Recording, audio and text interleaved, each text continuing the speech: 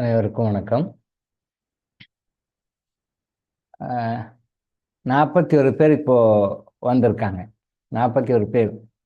காலையில் எழுணும் அப்படின்னு பல முறை சொல்லியிருக்கோம். காலையில் எழுணும், நைட்டு சீக்கிரம் படுக்கணும் அப்படின்றோம். வாழ்க்கையில் நாங்கள் நிம்மதியாக இருக்கணும், சந்தோஷமாக இருக்கணும், ஆனந்தமாக இருக்கணும்னு நினைக்கிறோம். ஆனால் 41 பேர் தான் அதுக்கு முன் வந்திருக்கிறாங்க. காலையில் எழுறதுக்கும் வாழ்க்கையில் நிம்மதி, சந்தோஷம், ஆனந்தத்துக்கும் என்ன சார் சம்மந்தம்? நிறைய சம்மந்தம் இருக்குது. நிறைய சம்மந்தம் இருக்குது. பேசிக்கிட்டே இருக்கலாம். 2-3 வருஷத்துக்கு ஓட்டலாம். இந்த ஒரு சப்ஜெக்ட் எடுத்துல 2-3 வருஷத்துக்கு ஓட்டலாம். அவ்வளோ விஷயம் இருக்குது. காலையில் எழுங்க. எந்த காரணத்தை கொண்டும் விடிகாலில் பிரம்ம முகூர்த்தத்தில் எழுங்க. நீங்கள் எழுந்து என்ன பண்ணணும்? இன்னும் பண்ண வேணாம். நீங்கள் எழுந்தாலே போதும். எழுந்து உங்கள் ரொட்டீன் லைஃப் எதாவது பண்ணணும். சும்மா கூட உட்காந்துருங்க. சும்மா கூட உட்காந்துருங்க. பட் அந்த டைம் தூங்கக்கூடாது. முடிச்சுட்டு இருக்கணும். நிறைய பேர் கேட்குற கேள்வி என்னென்னா, சார் அவ்வளோ காலம் எழுந்து நான் என்ன பண்ண போகிறேன்? என்ன பண்ண போகிறேன்? செய்யறதுக்கு நிறைய விஷயங்கள் இருக்குது. பிரம்ம முகூர்த்தத்தில் பண்ணணும். காலையில் 3 to 6 பண்ணணும் அப்படிங்கிற ஒரு லிஸ்ட்டே இருக்குது. இதெல்லாம் கண்டிப்பாக பண்ணணும். நேரம் தான் பத்தாது நமக்கு. பிரம்ம முகூர்த்தத்தில் காலைல எழுந்து இது செய்யறதுக்கு உண்டான நேரம் தான் நமக்கு இல்லை அப்படின்னு நம்ம சொல்லலாம் ஒழிய, பட் என்ன செய்ய போகிறோம்? ஒர்க் எதுவும் இல்லை. நிறைய பேர் சொல்லுவாங்க. பிகாஸ் ஆஃப் இக்னரன்ஸ், அறியாமை சொல்கிறாங்க. நான் என்ன பண்ண போகிறேன்? நான் காலைல 8 மணிக்கு எழுறேன், நான் 7 மணிக்கு எழுறேன். காலைல ஒன்றும் வேலை கிடையாது. வேலை நிறைய இருக்குது. அப்படி வேலை இல்லைன்னு தெரிஞ்சுன்னு சொல்லுங்கள். நான் என்ன சொல்கிறேன், என்ன வேலை பண்ணணும், என்ன காலைல என்ன பண்ணணும், ஒன்றா சொல்லி கொடுக்குறேன். அது மாதிரி நீங்கள் ஃபாலோ பண்ணுங்கள். ஸோ காலையில் எழுணும், டெஃபினட்டாக எழுணும். எல்லா உயிர்களுமே நம்ம சந்தோஷமாக இருக்கணும், ஹாப்பியாக இருக்கணும்னு நினைக்கிறோம். ஆனால் ஒரு 2 விஷயம் நீங்கள் லைஃப்பில் ஃபாலோ பண்ணாமல் நீங்கள் சந்தோஷத்தை, நிம்மதி, ஆனந்தத்தை உணர முடியாது. என்ன 2 விஷயம்னா, நம்பர் 1, ஃபஸ்ட்டு காலையில் எழுணும். நம்பர் 1, ஏர்லி மார்னிங், அதிகாலை பிரம்ம முகூர்த்தம் எழுணும். அது 3 4 5 நீங்கள் டிசைட் பண்ணிக்கோங்க. அது it is up to your karma. அது உங்களுடைய கர்மா தான் டிசைட் பண்ணு. நீங்கள் இல்லை, உங்கள் கர்மா தான் டிசைட் பண்ணுது. 3 மணிக்கு எழுறீங்களா, 4 மணிக்கு எழுறீங்களா, 5 மணிக்கு எழுறீங்களா, அதான் ஃபைனல். அதுக்கு மேலாம் கிடையாது. இது ஓகே. 2வது தர்மம், சேரிட்டி, தர்மம். இந்த சேரிட்டியையும் இந்த விடிகாலை எழுகின்ற அந்த வைகரை தூயில் எழுதல் அப்படின்னு சொல்கிற இந்த 2 பழக்கமும் இல்லாமல் லைஃப்பில் நீங்கள் சந்தோஷத்தை நினச்சே பார்க்க முடியாது. அது குட் பை சொல்லிடுங்க. 100%. நான் இன்னைக்கு சொல்ல நோட் பண்ணிக்கோங்க. இந்த டேட்டில் இந்த டைமில் டாக்டர் சொன்னார், நோட் பண்ணிப்பாரு. வாழ்க்கையில் நீங்கள் சந்தோஷமாக இருக்கணும்னு செய்யணும். முதல் வேலை, ஃபஸ்ட்டு காலைல எழுணும். 2வது தர்மம் பண்ணணும். பதவிப்பலன் எதிர்பார்க்காம இறை கடமையாக நினைச்சு தர்மம் பண்ணணும். இது 2 மட்டும் நீங்கள் கையில் எடுக்காமல் நீங்கள் என்ன பண்ணாலும் ஒர்க் அவுட் ஆகாது. சேலஞ்ச் பண்ணி சொல்கிறேன். இது 2 மட்டும் நீங்கள் டீல் பண்ணலை, நான் பண்ண மாட்டேன், நான் காலைல எழமாட்டேன், தர்மம் பண்ண மாட்டேன். நீங்கள் லைஃப்பில் சந்தோஷம், நிம்மதியே நீங்கள் நினச்சே பார்க்க வேண்டாம். அது நினச்சே பார்க்க வேணாம். ஒன்ஸ் அப்பான் ஏ டைம் எல்லாம் கூட கிடையாது. எப்பவுமே கிடையாது. அது பிறகு இதுவரும் தொடரும், துன்பங்கள் தொடரும். நீங்கள் அனுபவிச்சு தான் ஆகணும். இதெல்லாம் மீறி வரணும் அப்படின்னா நீங்கள் எந்த வழிபாடு எது போகிறோம் அதை சரி எதை பண்ணாலும் இது 2 மஸ்ட் எடுங்க. வைகரை தூயில் எழுதல், தர்மம் செய்தல். என்னால் முடியாதுன்னு யாருமே சொல்ல முடியாது. கடவுள் அப்படி தான் படைச்சிருக்காரு. நான் பல வகுப்பில் சொல்லியிருக்கேன், பல வீடியோஸும் சொல்லியிருக்கேன். உங்களுக்கு ஒரு பிரச்சனை லைஃப்பில் வருது அப்படின்னு சொல்லி சொன்னால் தீர்க்க முடியாதுன்னு கிடையவே கிடையாது. அனுபவிக்க முடியாதுன்னு கிடையவே கிடையாது. உங்களால் என்ன மேக்சிமம் அனுபவிக்க முடியுமோ அதைத்தான் உங்களுக்கு கொடுப்பார். கஷ்டத்தை, நல்லதையும் சரி, உங்களால் எந்த அளவுக்கு நல்லதை அனுபவிக்க முடியுமோ அதுக்கு ஒரு கெப்பாசிட்டி இருக்கோ அது வரைக்கும் தான் கொடுப்பார். அதுக்கு மேலே கொடுக்க மாட்டார். கஷ்டங்களும் நம்ம நல்லதை பற்றி இல்லை, இன்னும் கொடுத்தா கூட ஓவர்லோட் குடுன்னு கேட்டுக்குவோம். அதுக்கு ஒரு அதை பற்றி நன்றி கடன் கூட நினைக்க மாட்டோம். பரவாயில்ல, வா ஒன்றும் வேணும். பட் ஒரு சின்ன துன்பம், ஒரு கஷ்டம் கொடுத்தான்னா கூட அந்த கஷ்டத்தை மட்டும் நம்ம பில்டப் பண்ணி பெருசு பண்ணிப்போம். படமொழி சொல்லுவாங்க இல்லையா, ஈர பேனாக்கி பேனை பெருமாளாக்கின்னுவாங்க இல்லையா, அந்த மாதிரி நம்ம பில்டப் பண்ணிட்டு இருக்கோம். இப்போ 47 பேர் வந்திருக்காங்க. இந்த 47 பேருக்கும் லைஃப்பில் பிரச்சனை இல்லாமல் இல்லை, எல்லாருக்குமே இருக்கும். அது மெயினாக இருக்கிறவங்க தான் வருவாங்க. 48 பேர். இப்போது அந்த வரும் பொழுது அதை எப்படி டீல் பண்ணுறது, இது எப்படி சரி பண்ணுறது அப்படின்னு தெரியல. ஒரு பிரச்சனை லைஃப்பில் வருது, இது எப்படி சரி பண்ணணும்னு தெரியல. கடவுள் நான் பல முறை திரும்ப சொல்லியிருக்கேன். எகைன் ஐ ஆம் ரிப்பீட்டிங். உங்களுக்கு ஒரு பிரச்சனை லைஃப்பில் வருதுன்னா அந்த பிரச்சனையை தீர்ப்பதற்குண்டான வழிகளை முதல்ல கிரியேட் பண்ணி கொடுத்தா பிரச்சனையை கொடுப்பார். இது நல்லா மைண்டில் பதிச்சுக்கோங்க. இதெல்லாம் திருப்ப சொன்னால் கூட, ரிப்பீட்டடாக சொன்னாலும் கூட இதெல்லாம் மைண்டில் பதிச்சுக்க வேண்டிய ஒரு விஷயம். உங்களுக்கு ஒரு லைஃப்பில் ஒரு கஷ்டம் வருது அப்படின்னா, ஒரு துன்பம் வருது, ஒரு அனீசினஸ் வருதுன்னாலும் அதை போக்குவரத்துக்கு உண்டான வழிகளை முதல்ல ஓப்பன் பண்ணிடுவார். எல்லாம் பண்ணிட்டு தான் உங்களுக்கு அந்த பிரச்சனையை கொடுப்பார். நாம் என்ன பண்ணுவோம், அதை கண்டுக்கிறதே கிடையாது. சொல்லுவாங்க இறைவன் வந்து ஒரு ஒரு ஒரு வழியை பிளாக் பண்ணுறாருன்னா, இறைவன் ஒரு வழியை பிளாக் பண்ணுறாரு அப்படின்னு சொல்லி சொன்னால் இன்னொரு பக்கம் திறந்து விடுவார் அப்படின்னு சொல்லுவாங்க. அந்த பழமொழி ஒரு சின்ன கரெக்ஷன், நல்லா பார்த்துக்குங்க. கேள்விப்பட்டிருக்கேன், இங்கிலீஷில் கூட இந்த பழமொழி இருக்குது, வெவ்வேறு நாடுகளில் கூட பழமொழி. பட் இந்த கருத்து என்ன அப்படின்னா, இறைவன் வந்து ஒரு கதவை அடைத்தால் மறு கதவை திறப்பார். நல்லா புரிஞ்சுக்கோங்க, இறைவன் ஒரு கதவை அடைத்தால் மறு கதவை திறப்பார் அப்படின்னு பழமொழி. அது இன்னும் ஃபைன் டியூன் பண்ணோம் அப்படின்னு சொல்லி சொன்னால், இறைவன் ஒரு கதவை அடைக்கிறதுக்கு முன்னாடி ஒரு கதவை திறந்துட்டு தான் இந்த கதவை க்ளோஸ் பண்ணுவார். அதை தான் நம்ம அங்கே நல்லா புரிஞ்சுக்கணும். இறைவன் சொல்கிறோம் வந்து இறைவன் ஒரு கதவை அடைக்கிறாருன்னா இன்னொரு கதவை திறப்பார். அப்படின்னா என்னன்னா, ஒரு கதவை அடைச்சிட்டாரு அப்புறம் திறக்காரு இல்லை, இறைவன் என்ன பண்ண முதல்ல திறந்துருவார், ஆப்போசிட்டில் இன்னும் ஒரு பக்கம் திறந்துருவார், அப்புறம் தான் அதை க்ளோஸ் பண்ணுவார். அதுதான் ஆஸ்டன் பிசார்கிட்ட உட்காந்து சில விஷயங்கள்லாம் டெலிட் உள்ளே வந்து என்ன ஆட் பண்ணணும், டெலிட் பண்ணணும், மன்னிப்பறிக்கைலாம் தயார் பண்ணும்போது கூட ஏதாவது அடிஷன் டெலிஷன் இருந்ததுன்னா நான் சொல்லுவேன், ஃபஸ்ட்டு அடிஷன்னா ஆட் பண்ண வேண்டிய விஷயத்த முதல்ல போட்டுவிடுங்க, அப்புறம் டெலிட் பண்ணுங்கள். அது சில டைமில் பழக்கம் அவர் கைக்கு போயிடும், முதல்ல டெலிட் பண்ண போவார், அடிஷன் போடுவாங்க. அது எல்லாருக்கும் வர்றதான், நேச்சர் தான் அது. அப்போ நான் சொல்லுவேன், ஃபஸ்ட்டு முதல்ல அடிஷனை போட்டுவிடுங்க, என்ன வரணுமோ அதை போட்டுவிடுங்க, அப்புறம் டெலிட் பண்ணிக்கலாம் அப்படின்னு. இந்த சித்தர்கள் பெருமக்கள் என்ன அப்படி வளர்த்துருக்காங்க. ஒரு விஷயம் பண்ணணும் அப்படின்னா முதல்ல ஆட் பண்ணுறது பண்ணிவிடு, அப்புறம் டெலிட் பண்ணுறது பண்ணும். ஈவன் கம்ப்யூட்டரில் உட்கார பண்ணும்போது கூட, மன்னிப்பறிக்கையில் ரெடி பண்ணும்போது கூட என்ன ஆட் பண்ணணுமோ கரெக்ஷன் பண்ணும்பொழுது முதல்ல ஆட் பண்ணிட்டோம், ஆட் பண்ணிவிட்டு அப்புறம் டெலிட் பண்ணும். சில பேர் உள்டாவாக பண்ணும், அப்படி இல்லை, அது சில காரணங்கள் இருக்குது, அதுக்காக தான் சொல்லுவோம். அதே மாதிரி இறைவனும் அப்படி தான், உங்களுக்கு ஒரு டோரை ஓப்பன் பண்ணிவிடுவார், ஃபஸ்ட்டு ஓப்பன் பண்ணிவிட்டு அப்புறம் தான் இதை க்ளோஸ் பண்ணுவோம். நாம் என்ன பண்ணுறோம், க்ளோஸ் பண்ணுறதே பார்த்துங்களோம், ஐயோ க்ளோஸ் பண்ணிட்டாரு, என்ன பண்ணுன்னு தெரியல, என்ன பண்ணு இப்படி. இன்னொரு பக்கம் ஓப்பன் பண்ணிக்காரு பார்த்துங்க, அந்த பக்கம் பார்க்கறது இல்லை, அது பார்க்கவே மாட்டோம். ஸோ காலையில் வந்து உங்களால் எழ முடியல, நைட்டில் சீக்கிரம் படுக்க முடியல அப்படின்னா அதுக்கு காரணம் வந்து 100% முழுக்க உங்களுடைய கர்மா தான். உங்களை காலையில் எழவிடமாக பண்ணுது, நைட்டில் சீக்கிரம் படுக்கூடாமல் பண்ணுது. 100%. இதை வந்து இதுக்கு ஒரு 100 எக்ஸாம்பிள் கூட சொல்லலாம். நம்ம நினைக்கிறோம் காலைல எழணும்னு நினைக்கிறோம், ஆனால் எழ முடியல. அலாரம் டைம் பீஸ் வச்சா கூட ஆஃப் பண்ணிட்டு தூங்கிடுறோம். வைக்கிறது என்னமோ கரெக்டாக வைப்போம், நான் 4:30 மணிக்கு எழுணும், 5 மணிக்கு எழுணும் அப்படின்னு சொல்லிட்டு அலாரம் டைம் பீஸ் எல்லாம் வைப்போம், வச்சுட்டு ஆஃப் பண்ணி தந்து தூங்கிடுவோம். எல்லாருடைய லைஃப்லையுமே நடக்கிற விஷயம் தான். நாங்களாம் இருக்கும்போது கம்பல்சரி 5 மணிக்கு எல்லாரும் எழுப்பி விடுவாங்க அம்மா, 5 மணிக்கெல்லாம் கம்பல்சரி எழுந்துடணும். அதுக்கு மேலே தூங்க விட மாட்டாங்க, கம்பல்சரி எழுதணும். அப்போ எக்ஸாமினேஷன் டைமில் மட்டும் என்ன பண்ணுவோம், இன்னும் கொஞ்சம் காலையில் ஒரு 4 மணிக்கெலாம் எழுதணும் மாதிரி அலாரம் டைம் பீஸ் வைப்போம். எக்ஸாமினேஷன் டைமில் மட்டும் ஜென்ரலாக ரெகுலராக ஆஸ் யூசுவல் 5 மணிக்கெலாம் எழுதணும், 5 மணிக்கு கம்பல்சரியாக எழுதணும். அதுக்கு மேலே விட மாட்டாங்க. எக்ஸப்ஷன் ஏதாவது உட முடியல, ரொம்ப வேறு ஏதாவது காரணங்கள்னா அப்படியே போனால் கூட 6 மணி தான். 6 மணிக்கு மேலே சூரியன் உதயம் ஆச்சு அப்படின்னா வீட்டில் யாருமே படக்கூடாது, யாராக இருந்தாலும் எழுப்பி விட்டுருவாங்க. அப்போ அந்த விடிகாலம் 5 மணிக்கு எழுற படக்கத்தை 4 மணின்னு பண்ணும்போது எக்ஸாமினேஷன் டைமில் மட்டும் 4 மணிக்கு வச்சா கூட நம்ம எழுவோம், அலாரத்தை ஆஃப் பண்ணிட்டு திருப்பி தூங்கிடுவோம். அலாரத்தை ஆஃப் பண்ணி திருப்பி அம்மா விட மாட்டாங்க, திருப்பி எழுந்து ஊற்றி படிக்க வைப்பாங்க, படிப்போம். காப்பி டீலாம் கொடுக்க மாட்டாங்க, காலைல காப்பி டீலாம் கொடுக்க மாட்டாங்க, அது காப்பி டீ கொடுத்து தப்பான பழக்கம், அதெல்லாம் கொடுக்கும். எழுந்து படி, அப்புறம் ஒரு 2 நாள் இது வரைக்கும் பழகிடும், அப்புறம் பழகிடும். அந்த காலைல எழக்கூடிய பழக்கம் வந்து முதல்ல கொண்டு வாங்க, முதல்ல காலைல கொண்டு வாங்க, தர்மத்தை கொண்டு வாங்க, அது 2வது சமாச்சாரம். இது 2 மட்டும், இது 2 இல்லாத எந்த பரிகாரம். நிறைய பேர் கேட்பாங்க, சார் என்ன பரிகாரம் பண்ணுங்க சொல்லுங்க, என்ன பரிகாரம் பண்ணுங்க சொல்லுங்க, என்ன பரிகாரம் சொல்லுங்க, அப்போ பார்க்கும்போதெல்லாம் கேட்பாங்க. பரிகாரம்ன்றது முதல்ல இது 2 தான், இந்த 2 பரிகாரம் பண்ணப்போ தான் மற்ற பரிகாரம் எல்லாமே. அதாவது பரிகாரம் காலைல எழுணும், நைட்டில் சீக்கிரம் படுக்கணும். நைட் சீக்கிரம் படுத்து தான் காலைல எழ முடியும். நைட்டில் 12 மணிக்கு 1 மணிக்கு பார்த்துட்டு சுண்ணாம்பு தடவிட்டு மற்றெல்லாம் டிவியை பார்த்துட்டு எல்லாம் பார்த்துட்டு நைட் 12 மணிக்கு படுத்துட்டு அப்புறம் காலைல 4 மணிக்கு இருக்கிறது பாசிபிள் இல்லை. அப்படியே நல்லா எழுந்து கிளாஸில் உட்காந்து கிளாஸில் நீங்கள் தூங்கிடுவீங்க. தூங்கி முடிஞ்சு பார்த்தா எழுந்து பார்த்தா கிளாஸ் முடிஞ்சிட்டு இருக்கும், அப்புறம் தான் சிஸ்டமே ஆஃப் பண்ணுவீங்க. ஸோ அந்த மாதிரி வரும்பொழுது இந்த மாதிரி சூழ்நிலைகளை நீங்கள் என்ன பண்ணணும், நைட்டில் சீக்கிரம் படுக்கணும். அப்போ நைட்டில் சீக்கிரம் படுக்கணும் அப்படிங்கும்போது இப்போ 54 பேருக்கு தானே வாழ்க்கையில் பிரச்சனை இருக்குது, மற்றவங்களாம் இல்லையா? சார் யூடியூப்பில் வந்து 700 பேர் பார்க்குறாங்க பாரு, 800 பேர் பார்க்குறோம், ரைட், ஓகே பார்க்கணும். அத்தனை பேருக்கு ஏதோ பிரச்சனை இருக்குது. யூடியூப்பில் 700 பேர் 800 பேர் பார்க்கணும், ஏதோ பிரச்சனை இருக்குது, அதனால தான் பார்க்குறாங்க.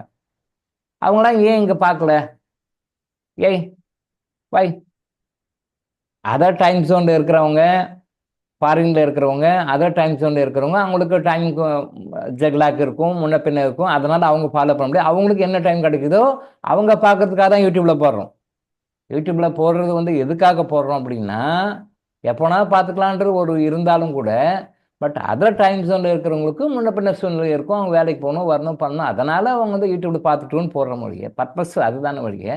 பட் நம்ம இந்தியன் டைம் ஜோனில் இருக்கிறவங்க, தமிழ்நாட்டில் இருக்கிறவங்க, இந்தியாவில் இருக்கிறவங்க, இந்தியன் டைம் ஜோனில் இருக்கிறவங்க ஏன் வந்து யூடியூப் போகிறீங்க?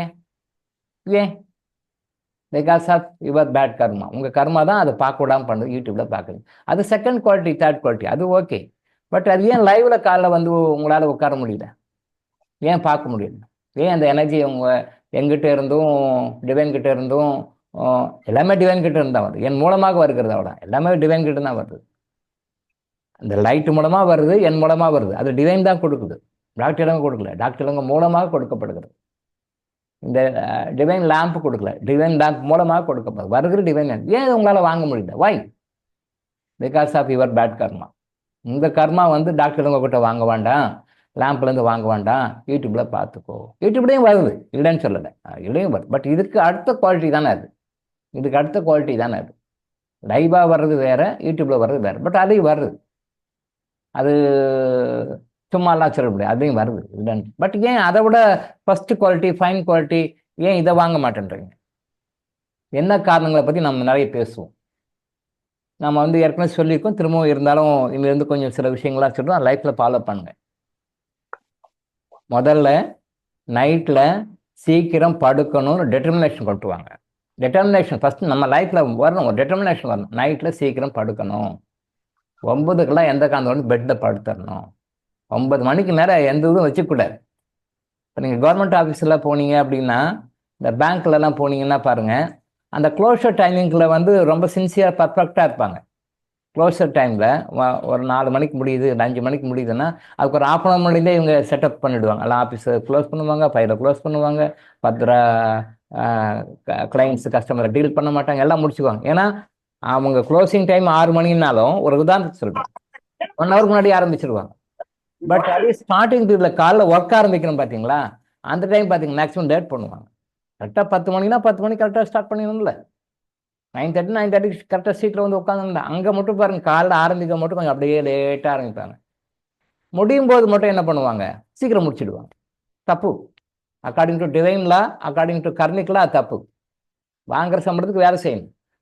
வாங்குற சம்பளத்துக்கு வேலை செய்யலைன்னா நாம் அதை வந்து சீட் பண்ணுறோன்னா சனீஸ்வர பகவான் கரெக்டாக நோட் பண்ணி வச்சுக்குவார். ஓ இவ்வளோ ஏமாத்துறியா, இவ்வளோ பண்ணுறியான்னு கரெக்டாக அந்த உழைப்புக்கு உண்டான உழைப்பை, நீங்கள் கொடுக்க வேண்டிய உழைப்பை ஏதாவது வகையில் வேறு வகையில் கொடுக்க வச்சிருவார். கரெக்டாக கொடுக்க வச்சிருவார்.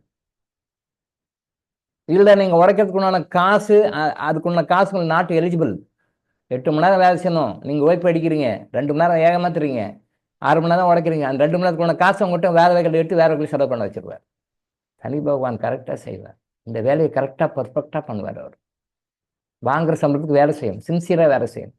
நீங்கள் வாங்குற சம்பளத்தோட அதிகமாக வேலை செய்யுங்க. எப்பயுமே நீங்கள் ஒரு இடத்துக்கு வேலைக்கு போகிறீங்க, வேறு ஏதாவது ஒரு பண்ணுறீங்க அப்படின்னா, நீங்கள் உழைக்கிறது வந்து அவங்க கொடுக்குற காசை விட அதிகமாக உழைங்க. டிவைன் கண்டிப்பாக கொடுத்து, அந்த ஓனர் கொடுக்க மாட்டார், அந்த கம்பெனி கொடுக்காது, அந்த கவர்மெண்ட் கொடுக்காது. நாங்கள் என்ன உழைச்சிட்டா மட்டும் எங்களுக்கு என்ன சார் வருது, என்ன பண்ண போகிறோம் நிறைய பேர் சொல்லுவாங்க. நான் இப்போ சொல்லும்போது சொல்லுவாங்க, சார் அப்படியெல்லாம் ஒன்று உழைச்சாலும் ஒன்று கம்பெனி கண்டுக்கிறது இல்லை சார், அப்படியெல்லாம் உழைச்சாலும் ஓனர் கண்டுக்க மாட்டார் சார், ஏன் சார் அப்படி உழைக்கணும் சொல்லுவாங்க. இவர் பார்க்குறது ஓனரை பார்க்குறாரு, கம்பெனியை பார்க்குறாரு, கம்பெனி மேனேஜ்மெண்ட்டை பார்க்குறாரு, கவர்மெண்ட்டை பார்க்குறாரு. ஆனால் இறைவன் ஒருத்தர் இருக்கார். கவர்மெண்ட் ஏமாத்தினாலும், ஓனர் ஏமாத்தினாலும், கம்பெனி ஏமாத்தினாலும், நீங்கள் போடுற உழைப்பு உண்டானதை கரெக்டாக அவங்ககிட்ட எப்படி எடுக்கும்போது எடுத்து கரெக்டாக கொடுத்துருவார். இந்த பிரபஞ்ச விதியை நீங்கள் தெரிஞ்சுக்கணும், சரியா? அதனால் நாம் உழைக்கணும், அந்த உழைப்புனாலும் கரெக்டாக கொடுக்கும். அது கொடுக்கலன்னா எப்படி எடுக்கணுமோ அதை எடுத்து கரெக்டாக நம்ம கொடுத்துரும், வீண் போகாது. அப்போ நைட்டை சீக்கிரம் படுங்க, காலையில் சீக்கிரம் எழுங்க. டெட்டர்மினேஷனுக்கு சூரியன் அஸ்தமனம் ஆச்சுனாலே எதுக்கு சொல்ல வந்தேன்னா, நம்ம ஆஃபீஸ்லலாம் எப்படி அந்த ஓரங்கட்ட ஆரம்பிச்சிடறாங்க, வீட்டுக்கு போகிறதே கவனமாக இருப்பாங்க, குறியாக இருப்பாங்க, பேக்கிங்லேயே குறியாக இருப்பாங்க, புது கஸ்டமர்லாம் டீல் பண்ண மாட்டாங்க, பார்க்குறாங்க நாளைக்கு வாங்க நடுவாங்க. ஆனால் டைம் இன்னும் 1 ஹவர் இருக்கேன்னு ஆர்குமெண்ட் நடக்கும். ஏங்க இப்போ தானே இன்னும் ஒரு 1 ஹவர் இருக்குது, அதுக்குள்ளே இப்போயே கிளம்புறீங்கன்னு அதுக்கு ஒரு 1000 விளக்கம் சொல்லுவாங்க. அது டேக் இல்லாமல் டேக்கப்பார் தான் வரும். சரி, அதே மாதிரி நீங்கள் என்ன எப்போ சன்செட் ஆகுதோ நம்ம லைஃப்பை முடிச்சுக்கணும். நம்ம ரொட்டீன் லைஃபு, வெளியுலக வாழ்க்கையை, உலகியல் ரீதியான வாழ்க்கையை வந்து நம்ம சன்செட்லேயே எய்ம் வைக்கணும். சூரிய அஸ்தமனம் ஆகுதா, ஓகே ரைட், முடிச்சுக்கணும். நீங்கள் பறவைங்கள்லாம் பாருங்கள், சன்செட் ஆச்சுன்னா அதோட சரி எல்லாம் முடிச்சுக்குவாங்க. திருப்பி சூரிய உதயம் ஆரம்பிக்கும் பொழுது தான். இந்த இப்போ கூட நான் வந்த பிறகு ஒரு 2-3 நிமிஷம் அந்த கோழிக்கு ஒரு சத்தம் கேட்டுச்சு. யாருடைய இருந்து வந்து தெரியல, பட் கோழி கூவு சத்தம் நல்லா கேட்குது. கோழி கூவுது. எதுக்கு கூவுது? காலைல 8 மணிக்கு கூவுதா, 10 மணிக்கு கூவுதா? இல்லை, ஏர்லி மார்னிங் கூவும். இயற்கையாகவே கூவும். அந்த டைம் ஆச்சு. அதுக்கு என்ன அலாரமாக இருக்குது, டைம் பீஸாக இருக்குது, இல்லை மொபைல் வச்சுருக்கா, டைம் பார்த்து அலாரம் வச்சு எழுப்பேன். இயற்கை அப்படி கரெக்டாக விடிகாலத்தில் எழுப்பிவிடுது. ஸோ நீங்கள் வந்து டே டைமில் வந்து என்னென்னலாம் பண்ணாலும் 6 மணி ஆச்சுன்னா வீட்டுக்கு போகணும், நம்ம படப்பை பார்க்கணும் அப்படின்ற மாதிரி அந்த மைண்டை மாற்றிக்கணும். சில பேருக்கு வந்து அவங்களுடைய வியாபாரம், அவங்களுடைய தொழில், அவங்களுடைய உத்தியோகம், ப்ரொஃபஷன், அப்படி வந்து அந்த மாதிரி டைமில் படுக்க முடியாமல் தூங்க மாதிரி சில விஷயங்கள் இருக்கும். அது நான் மாற்று கருத்து சொல்லலை. பட் அது கூட டியூ டு யுவர் பேட் கர்மான்னு தான் அர்த்தம். சார் நான் 12 வரைக்கும் கடையில் உட்கார வேண்டியதாக இருக்குது, டியூட்டி 10 மணிக்கு முடிகிற மாதிரி இருக்குது அப்படின்னா it is due to your bad karma in your life. அதை பற்றி நான் பின்னாடி சொல்லுவோம், இப்போ அதை கன்ஃபியூஸ் பண்ணிக்க வேண்டாம். பட் அதெல்லாம் மாற்றுறதுக்கான வழிகள் வந்து நீங்கள் அது பின்னாடி வரும், பின்னாடி மாற்றிக்கலாம், பின்னாடி செய்யலாம். நைட் டியூட்டி பண்ணுறாங்க, நைட் டியூட்டி இருக்கிறாங்க, செய்கிறாங்க, அப்படி ஒரு கட்டாயம் இருக்குன்னா அது அவங்களோட ஜாதகத்தை நெகட்டிவ் கர்மாவை காட்டுகிறதுன்னு அர்த்தம். எஸ், நிறைய விஷயம் இருக்குது நீங்கள் நம்ப முடியாத, ஆனால் அதே நேரத்தில் உண்மைகள் ஆகலாம். அப்போ தான் நம்ம கர்மாநிதியிருந்து சொல்லுவோம். ஸோ எய்ம் வைங்க, நைட்டில் சீக்கிரம் படுக்கணும், 7 மணிக்கெலாம் சாப்பிட்றணும், 9 மணிக்கெலாம் படுக்க போயிடணும், 9 to 12 நல்லா தூங்கணும், 12 to 3 கம்பல்சரியாக தூங்கணும். 12 to 3 எந்த காரணத்தை கொண்டு முழிச்சிருக்கக்கூடாது, கம்பல்சரி. யோகிகளுக்கே அந்த டைம் மஸ்ட். யோகத்தில் இருக்கிறவங்க கூட அந்த 12 to 3 தூங்கணும். ஆஃப்டர் 3 நீங்கள் இடலாம், 3லேருந்து உங்களுக்கு கேட் ஓப்பன் பண்ணி விடுது, நீங்கள் எந்த டைம் எழுறீங்களோ. நீங்கள் இதை ப்ராக்டிஸ் பண்ணி பாருங்கள், உங்கள் லைஃப்பில் எப்படியெல்லாம் மாற்றங்கள் வருதுன்னு பாருங்கள், எப்படியெல்லாம் மாற்றங்கள் வருதுன்னு பாருங்கள். இப்போது தீபாவளி இருந்து சித்தர்கள் சில புது மருந்துகள்லாம் இன்ட்ரடக்ஷன் பண்ணுறாங்க. தீபாவளிலேருந்து புது மருந்துகள்லாம் இன்ட்ரடக்ஷன் பண்ணுறாங்க. நிறைய பாசிட்டிவ் அவங்கெல்லாம் கொடுக்கறதுக்கு ரெடியாக இருக்கு. நீங்கள் எந்த அளவுக்கு பயன்படுத்துறீங்கன்ற பொறுத்து தான். ஒரு மருந்து இன்ட்ரடக்ஷன் பண்ணுறாங்க, அதை ஒரு நாளைக்கு காலையில் எழுந்தோடனே விஷத்பானம் சாப்பிட்டுட்டு அந்த ஒரே ஒரு பில் எடுத்துக்கினா போதும். ஒரு பில் அது 2 பில் அவங்க கர்மாவுக்கு பொறுத்து மாறும். தொடர்ந்து 6 மாதம் சாப்பிடணும். தொடர்ந்து 6 மாதம் ஒரு நாளைக்கு ஒரே தடவை தான் சாப்பிடணும். 6 மாதத்தில் வந்து அவங்களுடைய லைஃபே என்டையர்லி டிஃப்ரெண்ட் ஆகும், பாசிட்டிவாக, in positive way, without any effort. ரொம்ப முயற்சி போடாமல், ரொம்ப ட்ரை பண்ணாமல், ரொம்ப அடையாமல் சுத்தாமல் அந்த நிகழ்வுகள் நடக்கும். ஆனால் ஒரே ஒரு கண்டிஷன் வச்சுருக்காங்க. என்ன கண்டிஷன் இருக்கும்னு நீங்கள் நினைக்கிறீங்க? ஒரு க்ளூ கொடுக்கட்டுமா? என்ன, நீங்களே அப்படியே ஒரு ஐடியா பண்ணுங்க. என்ன, 6 மாதம் சாப்பிடணும், ஒரு நாளைக்கு ஒரு டோஸ் தான் எடுக்கணும், ஒரு மாத்திரை இல்லை 2 மாத்திரை, அது நம்ம அது உங்களுக்கு கர்மாவுக்கு தகுந்த மாதிரி பார்த்து 1 எடுங்க இல்லை 2 எடுங்கன்னு சொல்லுவோம். தொடர்ந்து ஒரு 6 மாதம் சாப்பிட சொல்கிறாங்க. 6 மாதம் கழித்த பிறகு உங்கள் வாழ்க்கையில் என்ன முன்னேற்றங்கள், என்ன ஹாப்பினஸ், சந்தோஷம், என்ன பிரச்சனைகள்லாம் சொல்யூஷன் கிடைச்சிருக்கு அப்படின்னு பாருங்கள். கண்டிப்பாக டெஃபினட்டாக இருக்கும். ஆனால் ஒரே ஒரு கண்டிஷன். என்ன கண்டிஷன், என்னவா இருக்கும் நீங்கள் நினைக்கிறீங்க? அப்புறம் நேரமே சாப்பிட்டுறணும், 5 மணிக்கு தூங்கக்கூடாது. Very good. தர்மம் செய்யணும் சார். கரெக்ட். அது தென் கரெக்ட், எல்லாமே கரெக்ட் தான், தப்பு இல்லை. நேரமா எந்திரிக்கணும். Very good. அப்புறம் நேரமா எந்திரிக்கணும். மன்னிப்பு கோரணுங்கய்யா. மன்னிப்பு கேட்கணுங்க ஐயா. கரெக்ட். ரெகுலரா கிளாஸ் அட்டெண்ட் பண்ணனுங்க ஐயா, நம்ம கிளாஸ். ரெகுலர். Correct correct. அப்புறம் கார்த்தால சீக்கிரம் எழுந்துக்கணும். Very good. கரெக்ட். எல்லா உயிர்கிட்டையும் அன்பா இருக்கணும் சார். கரெக்ட். அப்புறம் கருணையா இருக்கணும். கருணையா, ரைட். ஓகே, ரைட், எல்லாமே correct. Sir daily crystal meditation, crystal yoga பண்ணுங்க sir. Crystal meditation, crystal yoga பண்ணணும். Yes, correct, absolutely correct. இறை சட்டங்களை ஃபாலோ பண்ணுங்க ஐயா. கரெக்ட் கரெக்ட், எல்லாமே கரெக்ட், எல்லாமே கரெக்ட். ஐயா, அந்த மருந்து சாப்பிடும் போது நன்றி உணர்வோட நன்றி சொல்லிட்டு சாப்பிடணுமா இருக்கும் ஐயா? Yes, correct. மருந்து சாப்பிடும் பொழுது நன்றி உணர்வோடு சாப்பிடணும், ப்ளஸ் மன்னிப்பு கேட்கணும். மன்னிப்பு கேட்கணும். இறைவா, நான் எந்த தவறு செஞ்சுருக்கணும் எனக்கு தெரியல, எனக்கு இந்த பிரச்சனையை கொடுத்துருக்கீங்க, நான் இருந்து முழுமையாக வெளியே வர்றதுக்கு எனக்கு ஆசீர்வாதம் பண்ணுங்க அப்படின்னு சொல்லிட்டு மருந்து சாப்பிடணும். எந்த மருந்து சாப்பிட்டாலுமே சரி, நான் நிறைய பேர் கொடுப்பேன், சொல்லுவேன், கேட்பேன், என்னோட மருந்து சாப்பிடுங்கன்னு சொல்லுவேன். சாப்பிடுங்க, ஒரு டோஸ் சாப்பிடுங்கன்னா டப்புன்னு வாங்கி போட்டுக்குவாங்க. அப்போ தான் சொல்லியிருப்பேன், ஆனால் அது மைண்டில் வராது. மன்னிப்பு கேட்கலையே, ஆமாம் சார் மறந்துட்டேன் சார். எப்போ எந்த முறையில் நீங்கள் மருந்து சாப்பிட்டாலும், எதுக்காக நீங்கள் மருந்து சாப்பிட்டாலும், நீங்கள் ஈவன் அதை பற்றி மருந்து சாப்பிட்டா கூட அது சாப்பிட வேண்டாம், தப்பு அது. பட் இருந்தால் அதே சாப்பிட்றீங்கன்னா கூட அந்த இறைவா நான் என்ன தவறு செஞ்சுருக்கோ தெரியல, எனக்கு இந்த பிரச்சனை கொடுத்துருக்கீங்க, தயவு செஞ்சு என்னை மன்னிச்சு எனக்கு நல்ல ஆரோக்கியத்தை கொடுங்கன்னு ஒரு செகண்ட், ஒரே ஒரு செகண்டு அதை நினச்சிட்டு நீங்கள் மருந்து சாப்பிடுங்க. அதனுடைய வேல்யூவே வேறு மாதிரி இருக்கும். எல்லாம் ஃபுல்லாக அப்படியே அதை மாலிகுல்லாம் ஃபுல்லாக அப்சர்வ் ஆகி உங்களுக்கு ஒர்க் பண்ணும். மருந்து வேலை செய்யாது, அதுதான் மேட்ரு. நாம் இதை மன்னிப்பு கேட்டு சாப்பிடும்போது மருந்து வேலை செய்யும். அதில் அவ்வளோ விஷயம் இருக்குது. மன்னிப்பு கேட்டு நன்றி உணவு இருக்கணும், ப்ளஸ் கூட மன்னிப்பு இருக்கணும். ஒன்றுமே சிம்பிள், அதுக்கு ஒன்றும் பெரிய பாம்பலாலாம் ஒன்றும் கிடையாது. இறைவா நான் என்ன தப்பு செஞ்சேன் எனக்கு தெரியல, நான் இந்த கஷ்டத்தில் இருக்கேன், எனக்கு இதை போக்கிட்டு எனக்கு நல்ல ஆரோக்கியத்தை கொடுங்க. அப்படி இல்லையா அவட கூட வேண்டாம், டைமே இல்லையா, இறைவா நான் இந்த மருந்து சாப்பிட்றேன், இதை மூட எனக்கு நல்ல ஆரோக்கியத்தை கொடுங்க, எனக்கு ஆசீர்வாதம் பண்ணுங்க. நீங்கள் நெகட்டிவ் கூட வேண்டாம், பார்த்து எப்படி கூட திங்க் பண்ணுங்க. இறைவா நான் இந்த மருந்து சாப்பிட்றேன், இதுக்கான நல்ல ஆரோக்கியம், அமைதி, சந்தோஷம் எல்லாமே கேளுங்க, ஒன்றும் தப்பு கிடையாது. எல்லாமே, ஏன்னா மருந்தில் எல்லாமே இருக்குது. அதை தான் நம்ம சொல்கிறோம். மருந்துனா நோய் மட்டும் இல்லை, நம்ம சொல்கிறது எல்லாமே. இங்கே செல்வம் அப்படின்னா 3 விஷயமே தான். நம்ம மருந்துன்னு சொன்னாலும் செல்வம் சொன்ன நம்ம எந்த விஷயம் சொன்னாலும் 3மே தான். என்ன 3 விஷயம்? ஆரோக்கியம் இருக்கணும், அந்த ஆரோக்கியம் 3 ஆரோக்கியம் இருக்கணும், உடல் ஆரோக்கியம், மன ஆரோக்கியம் 3மே இருக்கணும். ஆரோக்கியம் இருக்கணும், நல்ல செல்வ வளம் இருக்கணும், நல்ல இனிய உறவுகள் இருக்கணும். இது 3மே இருக்கணும். இப்போ நம்ம எது சொன்னாலும் அது 3 சேர்ந்தது தான். தனித்தனியாக சொல்கிறோம், ஆனால் நம்ம ஒரு விஷயம் ஒரு வார்த்தை சொல்லணும் போது 3மே சேர்ந்தது நம்ம சப்ஜெக்ட். அது 3மே சேர்ந்தா ஒரு மனித நிம்மதியாக இருக்க முடியும். இதை 1 குறைஞ்சாலும் இல்லை. ஸோ 3மே. ஸோ என்ன அது கேட்டுட்டு பண்ணணும். ஸோ என்ன ஒரு விஷயம்னா என்ன, இது எல்லாமே கரெக்ட், எதுவுமே தப்பு, எல்லாமே பர்ஃபெக்ட் கரெக்ட். ஒரே ஒரு விஷயம், அது அந்த மருந்து கூட கண்டிஷன் என்ன அப்படின்னா குரு வணக்கம் சொல்ல வேண்டும். கரெக்டு தான், ரைட், தப்பு இல்லை, எல்லாமே ரைட்டு. அடுத்தவர்களை குறை சொல்லக்கூடாது, யாரையும் எந்த காரணத்தை கொண்டு குறை சொல்லக்கூடாது. எந்த காரணத்தை கொண்டும் அவங்க தப்பு தான், கரெக்டு தான், ரைட்டு தான், ஓகே எல்லாம் ரைட்டு தான், இருந்தாலும் தப்பு பண்ணிட்டான் சார் அப்படின்னு யாரையும் குறை சொல்லக்கூடாது. இந்த தப்பை சுட்டி காட்டாம இந்த 6 மாதம் மருந்து சாப்பிடுங்க. அது பாம்பா நிறைய கொடுத்துருக்காங்க. தீபாவளி அதை இன்ட்ரொடக்ஷன் பண்ணுறோம். அந்த மருந்தை நீங்கள் தொடர்ந்து ஒரு 6 மாதங்கள், ஒரு நாளைக்கு ஒரே டோஸ், ஒரே ஒரு கண்டிஷன். என்ன கண்டிஷன்? யாரையும் குறை சொல்லக்கூடாது. நீ இப்படி பண்ணிட்ட, நீ இப்படி பண்ணிட்ட, நீ இப்படி பண்ணிட்ட அப்படின்னு குறை சொல்லக்கூடாது. நானே கூட சில டைமில் குறைப்பட்டுக்கோம். பார்த்தீங்களா, இந்த அரசியல்வாதிகள்லாம் இப்படி பண்ணுறாங்க, இந்த அரசியல்வாதிகள்லாம் இப்படி பண்ணிட்டு இருக்கிறாங்க, இந்த சினிமாக்காரங்களாம் இப்படி பண்ணுறாங்க, நான் குறைப்பட்டு ஜஸ்ட் அது குறைப்பட்டுக்கணும், ஒரு ஓட்டி காட்டுறோம், அவ்வளோதான். அது ரொம்ப எடுத்துக்கூடும். ஏன்னா குறை சொல்லக்கூடாது. பிகாஸ் அவங்க கர்மாவை செய்யறதுக்கு அவங்க வந்திருக்கிறாங்க. நாட்டை எப்படியெல்லாம் குட்டிச்சோர் பண்ணணும் அப்படின்னு ஒரு பர்பஸ்க்காக அவங்க வராங்க. மக்களை எப்படியெல்லாம் குட்டிச்சோர் பண்ணுறதுக்காக வர்றாங்க. மக்கள் உருப்படாது போகணும், வீணாக போகணும், கஷ்டப்படணும் அப்படின்றதுக்காக அதை எக்ஸிக்யூட் பண்ணுறதுக்காக அந்த இன்யாங் தத்துவப்படி, சக்தியினுடைய தத்துவப்படி, மாயையினால அவங்க வர்றாங்க. அவங்க வேலையை அவங்க கரெக்டாக செய்கிறாங்க.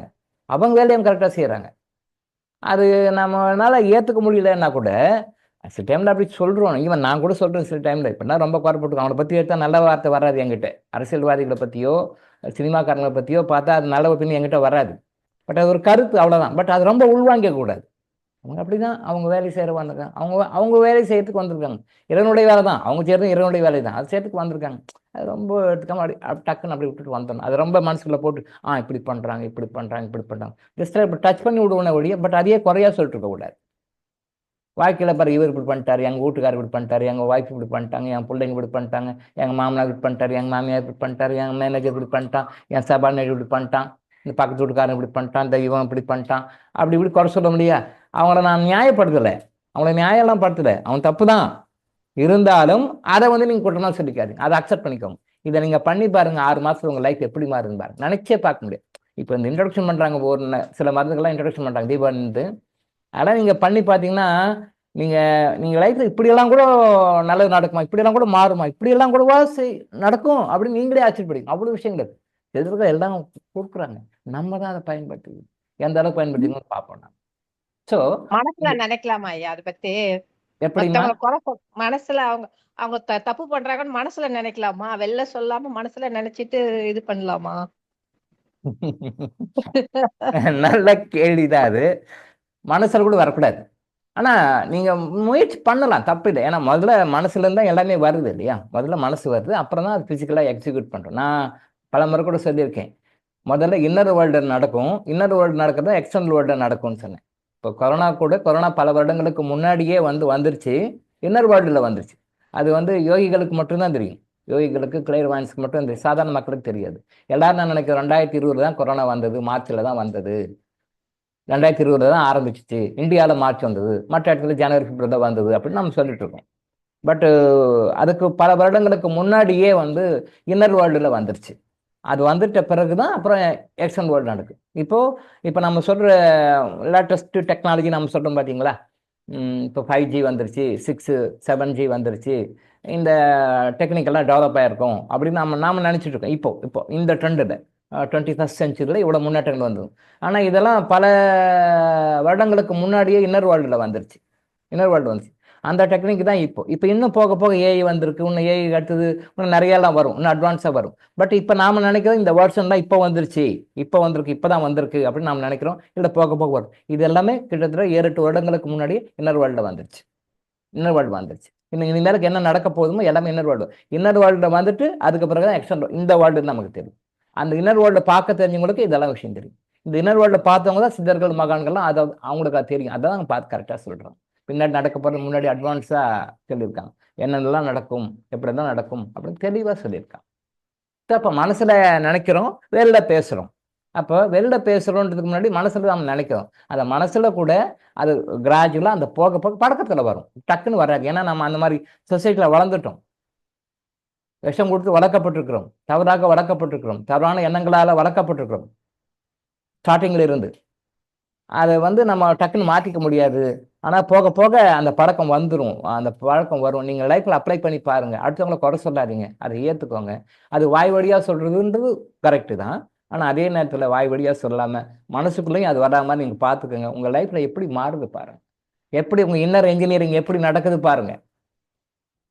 இன்னர் என்ஜினியரிங் எப்படி நடக்குது பாருங்கள். இந்த இன்னர் என்ஜினியரிங் நீங்கள் ட்ரையெல்லாம் பண்ண வேண்டாம், நீங்கள் ட்ரை பண்ணணும். இது சின்ன சிம்பிள் தான். சித்தர்கள் சொல்கிறது எல்லாமே சிம்பிள் தான், ஈஸி டு ஃபாலோ தான். பெரிய கஷ்டமான லபாரியஸ் ஒர்க்கு அப்படியே ரொம்ப ஸ்ட்ரெயின் பண்ணி பண்ணுவதெல்லாம் கிடையாது, சிம்பிள். ஆனால் இதை ஃபாலோ பண்ண ரொம்ப கஷ்டம். ஆனால் நடைமுறையில் வந்துடும், நம்ம கர்மா வழிவிட வரும். அடுத்தவங்கள மனசாக கூட குறை சொல்லாதீங்க. வெளியே கண்டிப்பாக சொல்ல வேண்டாம், 100% சொல்ல வேண்டாம். பட் மனசார கூட குறை சொல்கிறது அப்படியே அவாய்ட் பண்ணி பாருங்க. நீங்களே பாருங்க, எங்கிட்டாலும் சொல்ல வேண்டாம், ஆஸ்தமிசாட்டு சொல்ல வேண்டாம். நீங்களே பேப்பரில் எழுதிக்கோங்க, இந்த டேட்லேருந்து இதை நான் ஃபாலோ பண்ணி எழுதிக்கோங்க. தீபாவளிக்கு பிறகு அந்த பில்ஸ் கொடுக்குறோம், அந்த பில்ஸை வாங்கி ஒரு நாளைக்கு ஒரு டோஸ் எடுங்க. ஒரு 6 மாதம் கழிச்சு பாருங்கள், உங்கள் லைஃப்பில் என்ன மாற்றங்கள். நீங்கள் கேட்காதாலும் நடக்கும் பாசிட்டிவாக, நீங்கள் ட்ரை பண்ணாதாலும் நடக்கும், நீங்கள் இது வரைக்கும் ட்ரை பண்ணி ஃபெயிலர் ஆனதெல்லாம் நடக்கும்.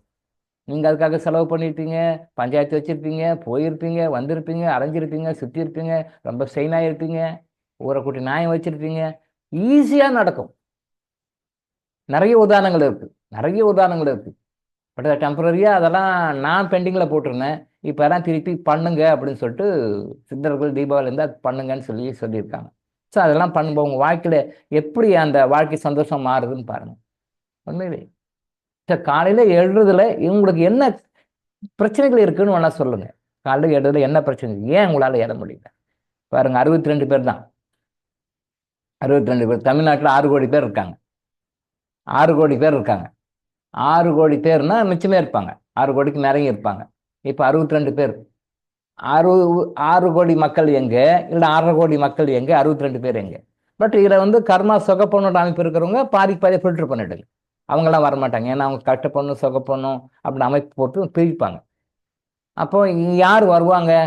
யாரெல்லாம் கஷ்டப்படணுன்ற அமைப்பு போய் இதுக்கு மேலே சொகப்படணுன்ற அமைப்பு இருக்கோ, நல்லா மைண்ட் வச்சுக்கோங்க. யாருக்கெல்லாம் கஷ்டப்படலாம் போட்டும். Once upon a time I was suffering from these problems. கஷ்டப்படலாம் போய் இதுக்கு மேலே சொகப்படணும், இதுக்கு மேலே நல்லா இருக்கணும், இதுக்கு மேலே நிம்மதியாக இருக்கணும், இதுக்கு மேலே நல்லா ஆரோக்கியமாக இருக்கணும், இதுக்கு மேலே நல்ல செல்வ வளத்தோடு இருக்கணும், இதுக்கு மேலே நல்ல இனியவர்களோட ஹாப்பியாக இருக்கணும்னு யாருக்கு அமைப்பு இருக்கோ அவங்க தான் இங்கே வர முடியும், எல்லாருமே வர முடியாது. அப்போ அப்படி எடுத்தோன்னா 6 கோடி பேரில் 5 கோடி பேர் விட்டுருங்க, 1 கோடி பேர் எடுத்துக்கோங்க. அந்த 1 கோடி பேரில் 62 பேர் தான் இங்கே இருக்காங்க. அப்போ அதையும் ஃபில்டர் பண்ணி அனுப்புகிறார் கடவுள். அப்போது உங்களுக்கு காலைல எழுவிடாமல் பண்ணுறது உங்களுடைய பேட் கர்மா தான். அந்த பேட் கர்மா ஓவர்லுக் பண்ணுறதுக்கு என்ன பண்ணணும்னு பண்ணும். நைட்டில் தயவு செஞ்சு சீக்கிரம் படுங்க. 6 மணி ஆனால் நம்ம பேங்க் ஸ்டாஃபு, நம்ம டிபார்ட்மெண்ட் ஸ்டாஃபுங்கெல்லாம் பண்ணுற மாதிரி ஏற கட்டணும், சீக்கிரமே ஏற கட்டணும். 6 மணி ஆச்சுன்னா எல்லாமே நீங்கள் அப்போ ஆரம்பிச்சு தான் நைட்டு 7க்கெல்லாம் சாப்பிட முடியும், 9க்கெல்லாம் படுக்க முடியும். 9 to 12 கம்பல்சரியாக தூங்கணும். 12 to 3 கம்பல்சரியாக தூங்கணும். 12 to 3 அதில் மேரேஜ் ஆன பீப்புள் செக்ஸுவலாக எந்த இன்டர்கோர்ஸ் பிஃபோர் 12 o'clock முடிச்சுக்கணும். ஆஃப்டர் 12 இருக்கவே கூடாது. ஆஃப்டர் 12 நீங்கள் செக்ஸுவலாக இன்டர்கோர்ஸ் வச்சு அந்த குழந்தை கன்சீவ் ஆச்சுன்னா அந்த குழந்தை உங்கள் உயிர் வாங்க மாதிரி தான் வரும். அது நிறைய டிவிஷன்ஸ் இருக்குது. அதை பற்றி எடுத்துனா அது எடுக்கலாம், ஒரு 2 வருஷம் கிளாஸ் எடுக்கலாம். நாளைக்கு உங்கள் குழந்தை பேர் சொல்கிற மாதிரி இருக்குமா, இல்லை உங்களையே உங்கள் பேர் ரிப்பேர் பண்ணுற மாதிரி இருக்குமா, இல்லை உங்கள் குழந்தைய எல்லாரும் நீங்கள் 4 பேர் மெச்சிக்கிற மாதிரி வாழுமா, இல்லை 4 பேர் குறை சொல்கிற மாதிரி வாழுமா, அது உங்களை வச்சு காப்பாற்றி சோறு போடுமா, இல்லை உங்களை முதியோர்களுக்கு அனுப்பிச்சி விட்டுடுமா, உங்கள் மேலே பாசமாக இருக்குமா, ரியல் பாசம் உண்மையான பாசமாக இருக்குமா, இல்லை சொத்துக்காக உங்கள்கிட்ட பணத்துக்காக பாசமாக இருக்குமா, பொண்டாட்டி பேச்சு கேட்டுக்கிட்டு உங்களை ஓரம் கட்டிடுவாரா, இல்லை பொண்டாட்டி பேச்சு கேட்டாலும் சரி உங்களை நல்லா வச்சுருந்து காப்பாற்றுவாரா, உங்களுடைய பிள்ளைகளுடைய எதிர்காலத்தை முழுக்கமாக நீங்கள் நிர்ணயிக்கிறீர்கள். இஸ்லாத்தில் ஒரு விஷயம் இருக்கும். நீங்கள் பெட்ரூமில் உங்கள் வீட்டில் எந்த இடத்துல கட்டில் போட்டு நீங்கள் படுக்கிறீங்க, ஒரு குழந்தை உருவாவதற்கு ஒரு உடலுறவு தேவை. அந்த உடலுறவின் மூலமாக அந்த குழந்தை ஆணோட சிக்கலமும் பெண்ணுடைய சுடலும் சேர்ந்து கருத்தரிக்குது. அந்த கருத்தரிக்கிறதுக்கு நீங்கள் படுக்கிறீங்க இல்லையா ஒரு இடம், அந்த இடம், அந்த கட்டில், அந்த வீட்டினுடைய எந்த டைரக்ஷனில் போடுறீங்க அப்படிங்கிற பொறுத்து அதனுடைய குணம் நிர்ணயிக்கப்படுகிறது. இஸ்லாத்தில் இதை பற்றி ரெஃபரன்ஸ் இருக்கு. இஸ்லாத்தில் இதை பற்றி ஒரு ரெஃபரன்ஸ் இருக்கு.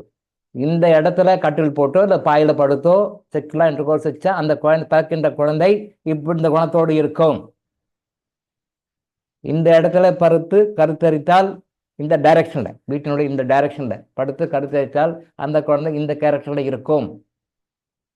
இந்த கார்னரில் இந்த இடத்துல படுத்து கட்டு இருந்தாலும் சரி பாய் இருந்தாலும் சரி படுத்து அந்த தம்பதிகள் கருவுற்று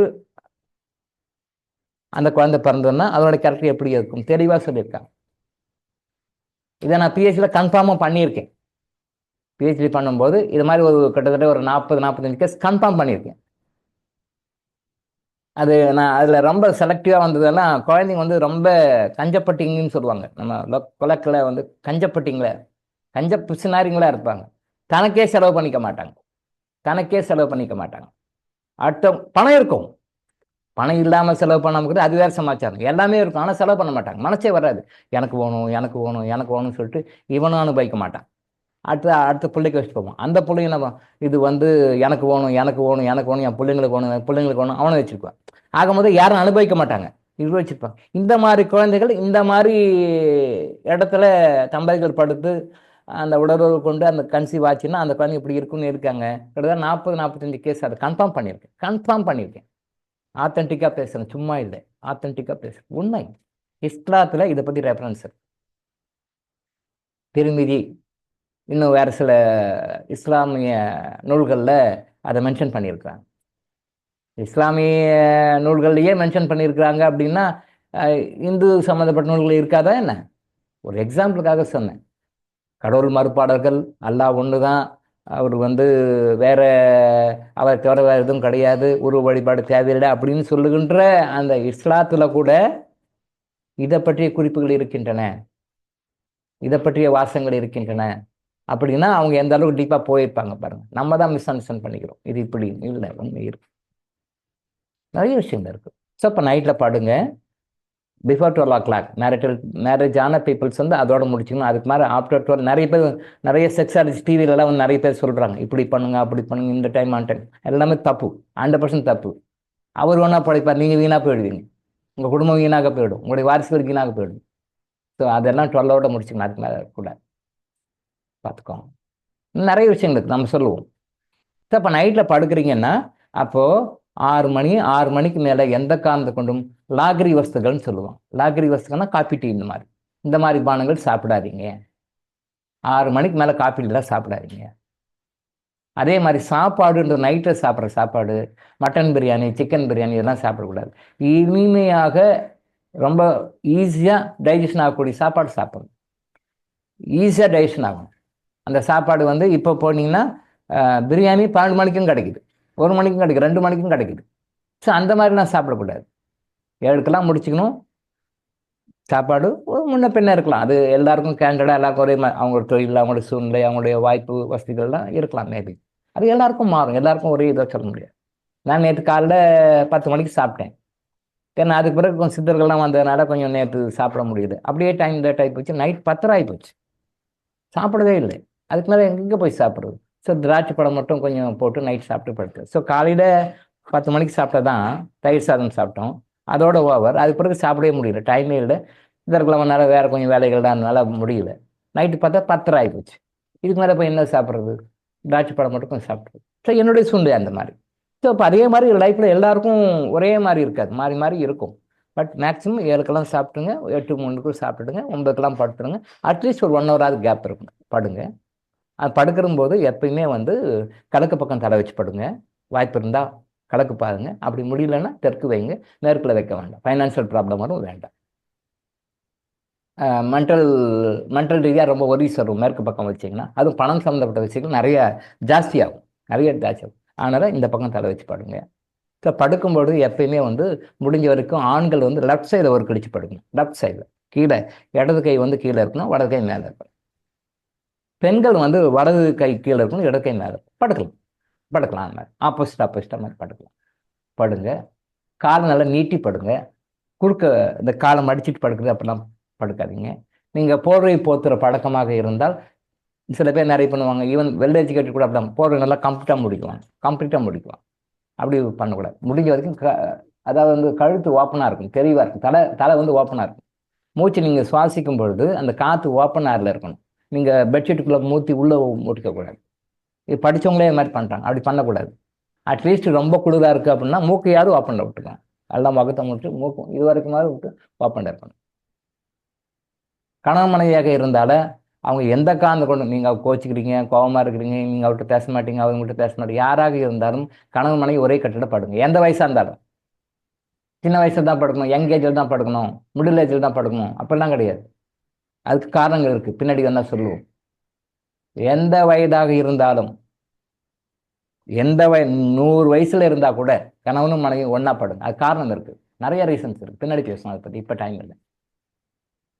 நீங்கள் கணவன் ஒரு இடத்துல படுக்கிறது ஒரு ரூமில், மனைவி ஒரு இடத்துல படுக்கிறது ஒரு ரூமில், பேரன் பேத்திங்களாம் இருக்கிறாங்க, நான் பேரன் கூட படுக்கிறேன், பேத்தி கூட படுக்கிறேன்.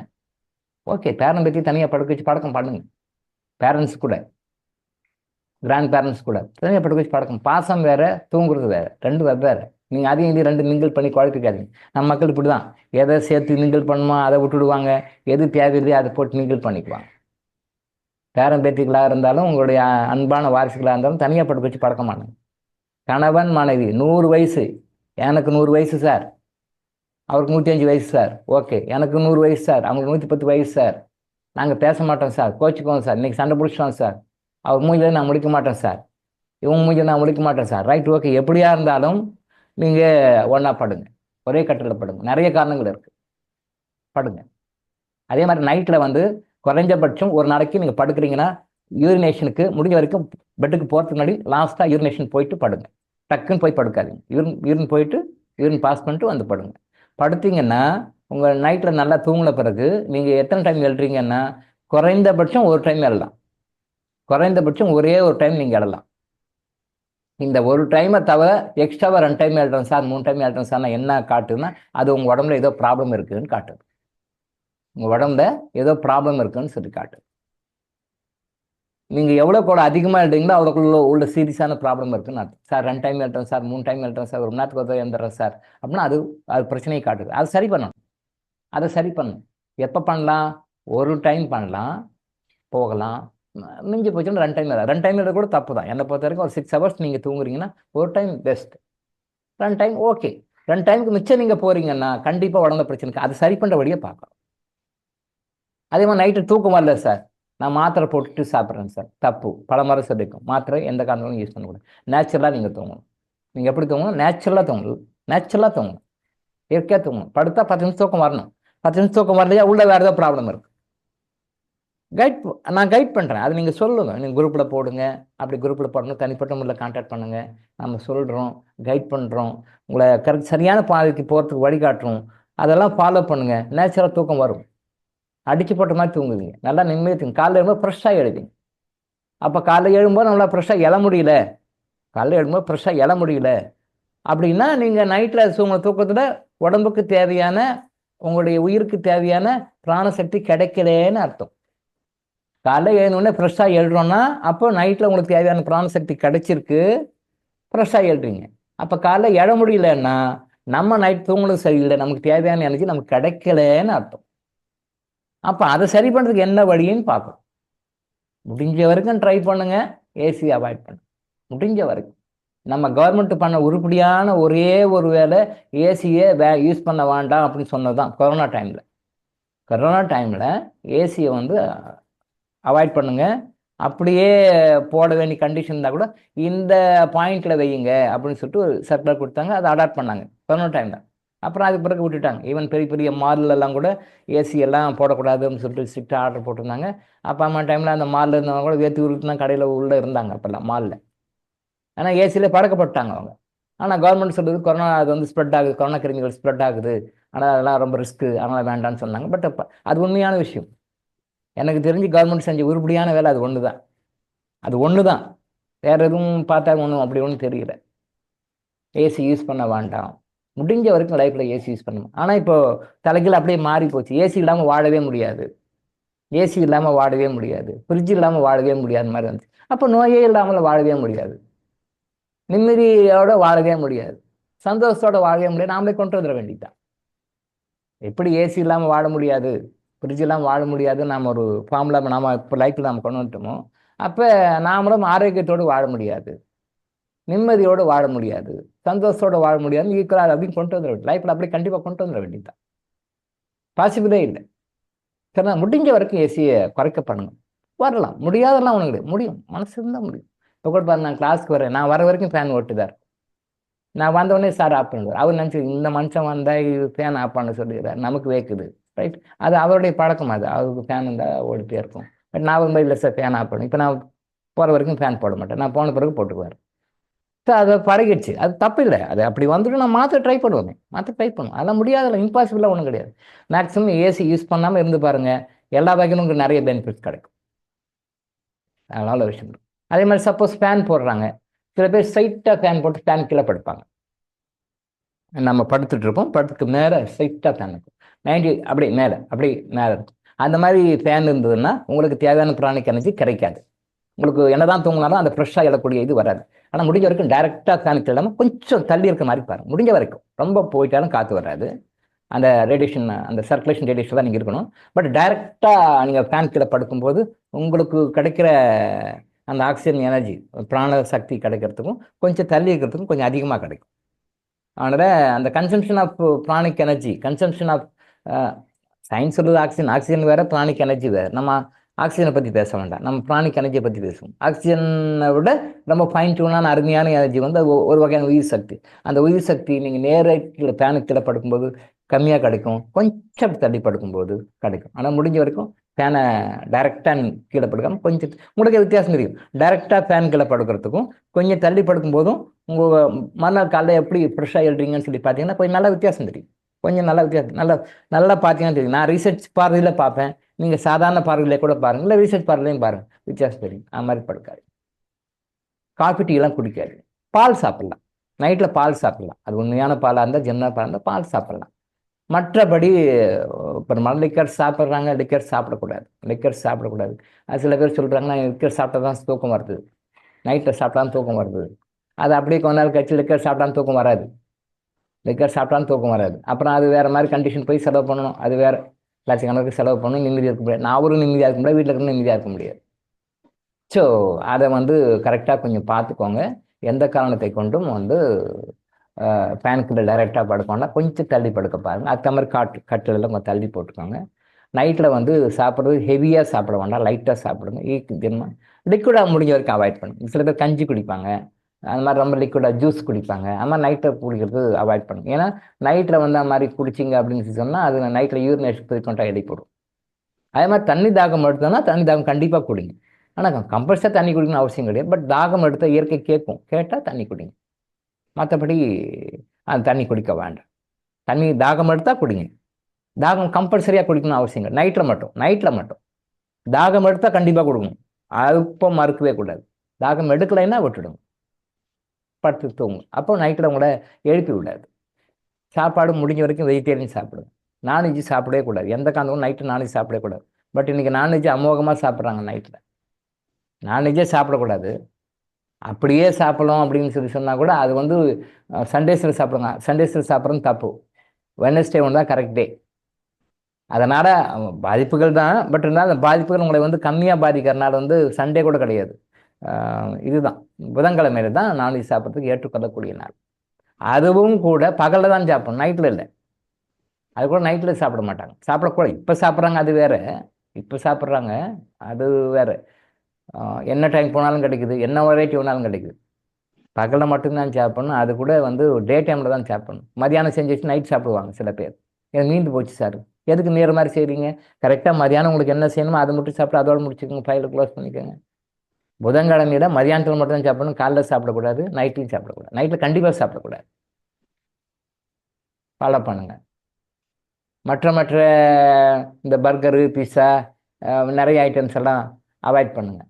ஈஸியாக டைஜஷன் பண்ணுற மாதிரி நைட்டில் படுக்கும் பொழுது ஃபேஸை வந்து நல்லா ஓப்பன் பண்ணி வச்சுக்கோங்க. அட்லீஸ்ட் மூக்கையாவது ஓப்பன் பண்ணி விட்டுக்கோங்க. நைட்டில் அது க்ளோஸ் பண்ணக்கூடாது.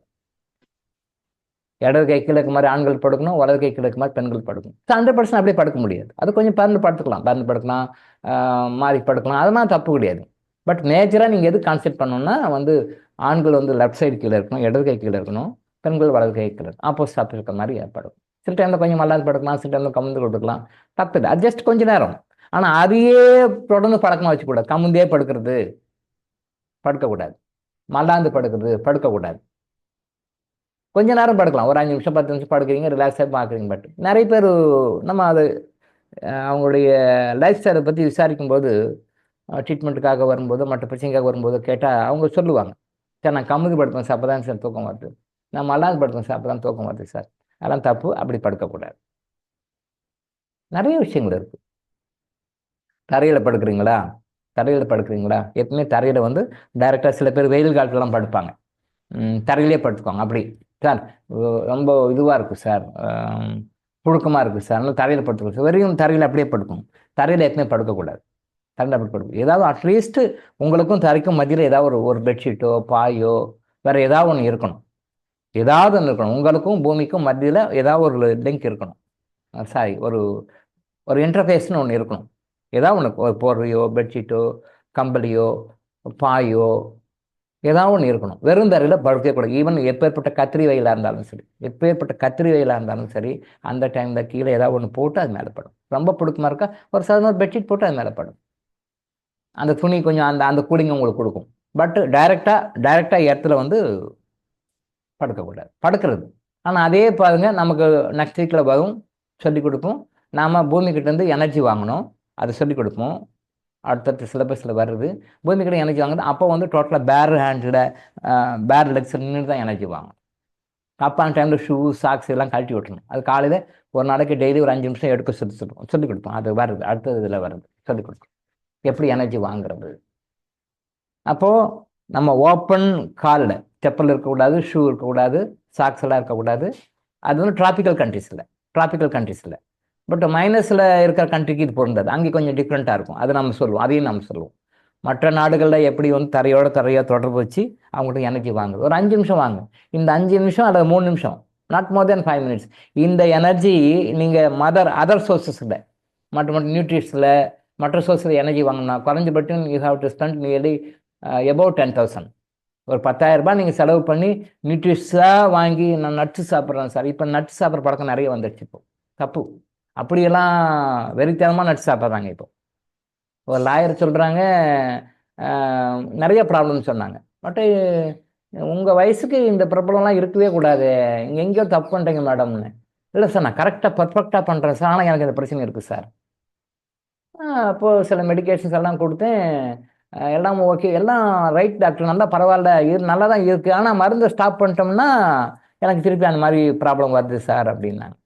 மருந்து ஸ்டாப் பண்ணிட்டா திருப்பி வருதுன்னா அப்போ வேற ஏதோ ப்ராப்ளம் இருக்குது. ஏன்னா மருந்து ஸ்டாப் பண்ணிட்டா போதும், அதோட சரி, அது பிறகு சாப்பிட வேண்டியது. என்னுடைய கான்செப்டே நிறைய பேருக்கு சொல்லுவேன் மருந்துன்றது நீங்கள் 3 மாதம் சாப்பிட்லாம், 3 வருஷம் கூட சாப்பிட்லாம், தப்பு இல்லை. அதோட குட் பை சொல்லிட்டு வெளியே வந்துடணும். லைஃப் லாங் மருந்து இல்லை, லைஃப் லாங் மருந்து சாப்பிடக்கூடாது. 3 நாள் சாப்பிட்லாம், 3 வாரம் சாப்பிட்லாம், 3 மாதம் கூட சாப்பிடுங்க, தப்பு இல்லை. 3 வருஷம் கூட சாப்பிடுங்க, பரவாயில்ல, ரைட்டு, ஓகே. அதோட குட் பை சொல்லிட்டு வெளியே வந்துடணும். நீங்கள் லைஃப் லாங் மருந்து சாப்பிடணும்னா அது மருந்து இல்லை. நீங்கள் லைஃப் லாங் சாப்பிட வேண்டியது சாப்பாடு தான் சாப்பிடணும். இன்னைக்கு நம்ம இறக்குறோம், இன்னைக்கு முன்ன கொஞ்ச நேரத்தை உயிர் போகுதுனாலும் அப்போ கூட சாப்பாடு தான் சாப்பிட முடியும், மருந்து இல்லை. அதுதான் சித்தர்கள் சொன்னாங்க, உணவே மருந்து, மருந்தே உணவு. உலகத்திலே இந்த கான்செப்ட் சித்தர்கள் தவிர யாருமே சொல்லலை. சித்தர்களை தவிர வேறு யாருமே இந்த கான்செப்ட், உணவே மருந்து, மருந்தே உணவு. நீ எதை உணவாக உண்ணுகின்றாயோ அதுவே உனக்கு மருந்தாக இருக்க வேண்டும்.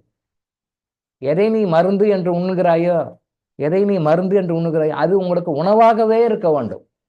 இது பெரிய கான்செப்ட். இதை பற்றி சொன்னால் ஒரு வருஷத்துக்கு பேசலாம். இந்த 2 வரியை மட்டுமே ஒரு வருஷத்துக்கு பேசலாம். உணவே மருந்து, மருந்தே உணவு. ஆனால் இன்னைக்கு அன்பார்ச்சுனேட்டாக மாறி போச்சு. Red colour capsule, white colour tablets, yellow colour syrup, blue colour tablet, இப்படி ஏதாவது வெரைட்டியாக அது மெடிக்கல் ஸ்டோரில் பாக்ஸ் வேறு விற்கிறாங்க. இப்போ கேவலம் அது பாக்ஸ் ஒன்று வாங்கி எங்கே போனால் அது தூக்கிட்டு போகிறாங்க. அந்த காலத்தில் தூக்கிட்டு போவாங்களா தண்ணி, கூஜான்னு ஒன்று இருக்குமா, அதை போட்டு தண்ணி ட்ரெயின் ட்ராவல் போகிறவங்களாம் அதை எடுத்துகிட்டு போவாங்க. தண்ணியும் பாலும் மண்ணை கூஜா எடுத்து, அது மாதிரி கூஜா மாதிரி நீங்கள் தூக்கிட்டு போகிறாங்க எல்லாரும். எங்கே போனாலும் அந்த மெடிக்கல் கிட்டு. கேவலமாக இல்லை அது. மெடிக்கல் கிட்டு சாப்பாடு கொண்டு போகலாம், ரைட்டு, போகிற இடத்துக்குலாம் சாப்பாடு கொண்டு போகலாம். எங்கே போனால் சாப்பாடு, கட்டுசோறு. போகிற இடத்துல சாப்பாடு கிடைக்காது, அங்கே சாப்பாடு ஹோட்டல் இருக்காது, அதனால நம்ம கட்டுசோறு கொண்டு போகிறோம். அது ரைட்டு, அது ஓகே. போகிற இடத்துலாம் மெடிக்கல் கிட்டு தூக்கிட்டு போகிறோம், அது மெடிக்கல் ஸ்டோரில் விற்கிறான், அதை வேறு, அதையும் நம்ம வாங்கி இதுன்னு போட்டு சாப்பிட்றோம். ரொம்ப கேவலம். போகிற இடத்துலாம் தூக்கிட்டு போகிறோம். படித்த அறிவாளிகள், படித்த புத்திசாலிகள் என்று சொல்லப்படுகின்ற மனித சமுதாயம் இன்னைக்கு மெடிக்கல் கிட்ட தூக்கிட்டு போகுது எங்கே போனாலும். இது எதை காட்டுகிறது? நம்முடைய முட்டாள்தனத்தை காட்டுகிறது. அந்த உணவையே மருந்தாக மாற்றும் பொழுது சிதர்களுடைய கான்செப்ட் இல்லை, இப்போ இருக்கிற கான்செப்ட் இல்லை. இப்போ உணவே மருந்துன்னா அதான் கெமிக்கல்ஸ் தான். இந்த மருந்து, இப்போ நான் சொன்ன மாதிரி தான், இந்த மருந்து, இந்த சிறப்பு, இந்த டேப்லெட்டு, இந்த கேப்சூலு, இதுதான் உணவே மருந்து. காலையில் பார்த்தா ஒரு 10 மருந்து, மதியானம் பார்த்தா ஒரு 10 மருந்து, நைட்டு பார்த்தா ஒரு 10 மருந்து. சாப்பிட்டு முடிச்சாங்க லொடக்கு வாயில் போட்டு தண்ணி குடிச்சுக்கணும், இதை குடிக்கணும், அதை குடிக்கணும். இப்படி மருந்தாக மாறிவிட்டு இப்படி இருக்கு. சிதர்கள் இதை சொல்லலை, சித்தர்கள் அதை சொல்லலை. நீங்கள் சாப்பிட்றீங்களா வெரைட்டியாக டிஷ்ஷஸ், அந்த டிஷ்ஷஸ்லாம் மருந்தா சொல்கிறாங்க. டிஷ்ஷஸ்லாம் மாறுது. இது இந்த இந்த பொரியல், இந்த கூட்டு, இந்த பச்சடி, இந்த சாதம், இந்த சாம்பார், இந்த ரசம், இந்த மோர், இப்படி சாப்பிட்றீங்க, இதை தான் மருந்தாங்க சொன்னாங்க. இப்போ சாப்பிட்டு இருக்காங்களே அந்த colour capsule, colour tablets, colour சிறப்பு, கலர் ஜெல்லு, இதெல்லாம் கிடையாது. இந்த முறைக்கு நம்ம வரணும். வர முடியுமா? மறுபடியும் இப்போ கூட வர முடியும். பேட் கர்மா விடாது, குட் கர்மாவுக்கு ட்ரை பண்ணி நம்ம கொண்டு வந்தோம், இப்பயும் வர முடியும். உணவே மருந்தாக, மருந்தே உணவாக இருக்க வேண்டும். அப்படி இருந்தாலும் நம்ம ஆரோக்கியமாக வாழ முடியும். நீங்கள் ஆரோக்கியம் என்ன எவ்வளோ சொத்து பத்து என்ன புரியும், அனுபவிக்க முடியாதுல்ல. ஸோ ஆரோக்கியம் நம்ம அதான் நம்ம சொல்லுவோம், முதல்ல ஆரோக்கியம் சொல்லுவோம். ஆரோக்கியம் வேணும் ஃபர்ஸ்ட்டு. ஆரோக்கியம் வந்தால் அடுத்தது செல்வம் வேணும், பணம் வேணும். பணம் இல்லைன்னா ஒன்றும் முடியல. இது ரெண்டும் சேர்ந்தாலும் உறவுகள் வேணும். இந்த உறவுகள் இது இன்னும் நிறையா இருக்குது. பட் பேசிக்காக இடமே போட்டு கன்சிடர் பண்ணால் 3 விஷயங்கள் சொல்கிறோம். இப்போ நம்ம சொல்லுகின்ற எல்லா விஷயம் 3மே கிடைக்கும். இது மட்டும் இல்லை, இது அப்புறம் பார்க்கலாம், இது மட்டும் இல்லை அப்புறம் பார்க்கலாம், இது அப்புறமா இல்லை, 3மே சேர்ந்தது தான் நாம் சொல்லிக் கொடுக்கும். கர்மானுஜீவனுக்கு சொல்லிக் கொடுக்குற விஷயமெல்லாம் இது 3மே எப்பவுமே கிடைக்கிறதுக்கு தான். இது உங்களோட மட்டும், உங்களுடைய வாரிசுகளுக்கும் கிடைக்கணும், உங்களோட வாரிசுகளுக்கும் கிடைக்கணும். ஆனால் நாம் என்ன பண்ணுறோம், அடுத்த வாரிசுகள் கொண்டு போகிறோமோ இல்லை, அதை பற்றி நாம் நினைக்கிறோம் நகை வாங்கி கொடுக்கணும், கார் வாங்கி கொடுக்கணும், பங்களா வாங்கி கொடுக்கணும், நல்லா சம்பாதிக்க நல்ல ஒரு தொழில் அமைச்சு கொடுக்கணும், இப்படி தான் நம்ம நினைக்கிறோம். அவங்க சந்தோஷமாக வாழ்வதற்குள்ள பேசிக்காக நம்ம சொல்லிக் கொடுக்குறதில்ல. நம்ம வரைக்கும் சுயநலமாக இருந்துக்கிறோம், நம்மளே அறியாமல் சுயநலமாக இருக்கிறோம், அவர்களுக்கு நம்ம துரோகம் செய்கின்றோம். அது நம்ம எப்படி துரோகம் செய்யணும் பின்வரும் வகுப்புகள் நம்ம சொல்லிக் கொடுப்போம், வாய்ப்பு கிடைக்கும்போது சொல்லிக் கொடுப்போம். அதை ஸோ அந்த உணவுக்கு ரொம்ப கான்சென்ட் கொடுங்க. நீங்கள் நைட்டில் சாப்பிட்ற சாப்பாடு எந்த காரணத்தை கொண்டும் ஈஸியாக டைஜஷன் ஆகிற மாதிரி இருக்கணும். இந்த பிரியாணி, பரோட்டா, இந்த மாதிரி ரொம்ப ஹார்டான ஐட்டம் தான் சாப்பிடாதீங்க. பரோட்டா வெஜ்ஜு தான் சாப்பிடலாம் சார். முடிஞ்ச வரைக்கும் பரோட்டா அவாய்ட் பண்ணும். Sugar confirm. நீங்கள் பரோட்டா சாப்பிட்றீங்கன்னா சுகர் கன்ஃபார்ம் எழுதி வச்சுங்க. நீங்கள் பரோட்டா சாப்பிட்ற வரைக்கும் சுகர்ந்து வெளியே வரவே முடியாது. சேலஞ்ச் எழுதி வச்சுக்கோங்க. இன்னைக்கு டேட் டைம் போட்டு எழுதி. நான் எந்த விஷயம் சொன்னால் ஆத்தென்டிக்காக தான் சொல்லுது. ஏதோ வந்தேன், ஏதோ உட்காடுறேன், ஏதோ பொழுதுபோக்கணும், ஏதோ டைம் சொல்லணும், அப்படிலாம் கிடையாது. ஆத்தென்டிக்காக சொல்லுங்கள். நீங்கள் பரோட்டா சாப்பிட்றீங்கன்னா பர்மனெண்ட்டாக நீங்கள் டயபெட்டிஸ் தான் இருக்கீங்க. 100%. பரோட்டா சாப்பிட்றத பற்றி பேசணும்னா அது பேசலாம், அது ஒரு 6 மாதத்துக்கு பேசலாம். பரோட்டா சாப்பிட்னா என்ன கெடுதல்கள், என்ன கெடுதல்கள். ஆனால் எங்கே போனாலும் அங்குங்கெனாதபடி எங்கும் நிறைந்திருக்கின்ற பரோட்டா, அங்கிங்கெனாதபடி எங்கும் நிறைந்திருக்கின்ற பரோட்டா.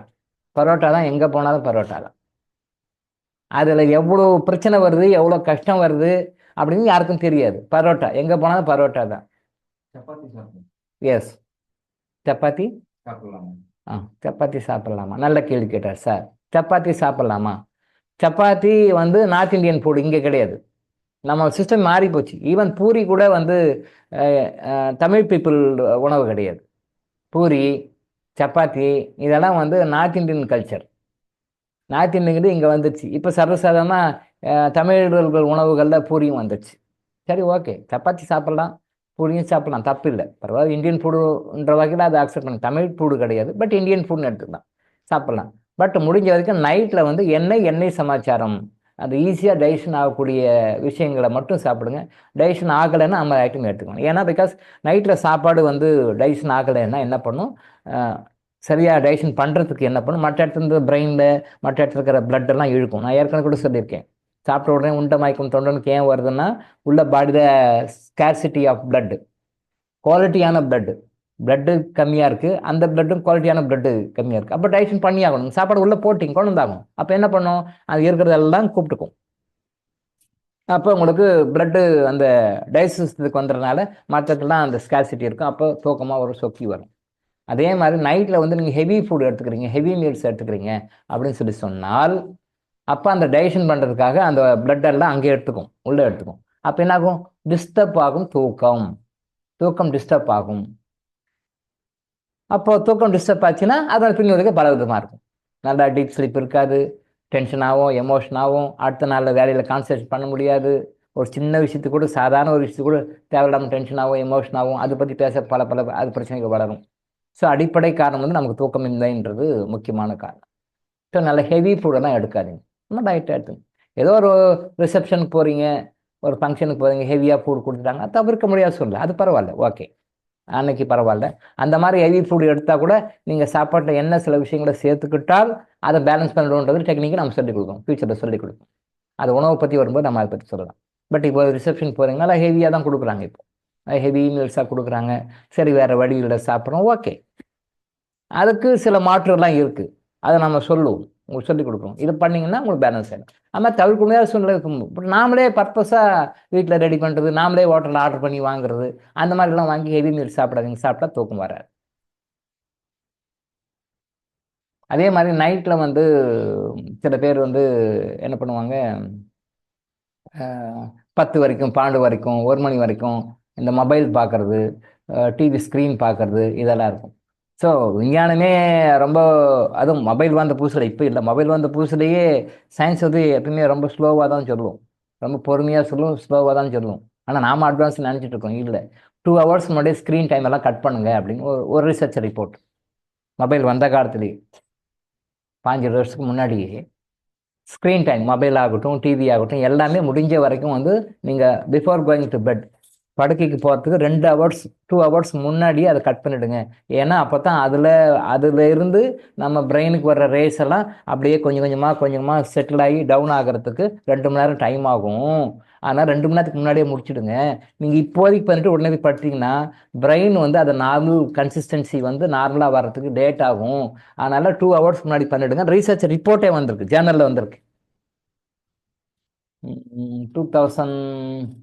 2008 நினைக்கிறேன், 2008 or 2009 நான் அதை படித்தேன். அந்த மெடிக்கல் ஜேர்னலில் அது ரிசர்ச் ரிப்போர்ட் அமைச்சிருக்காங்க. 2 hours சொல்கிறாங்க அவங்க. மினிமம் 2 hours முன்னாடி மொபைல் பார்க்குறதெல்லாம் கட் பண்ணணும். ஈவன் டிவி கூட பார்க்கக்கூடாது.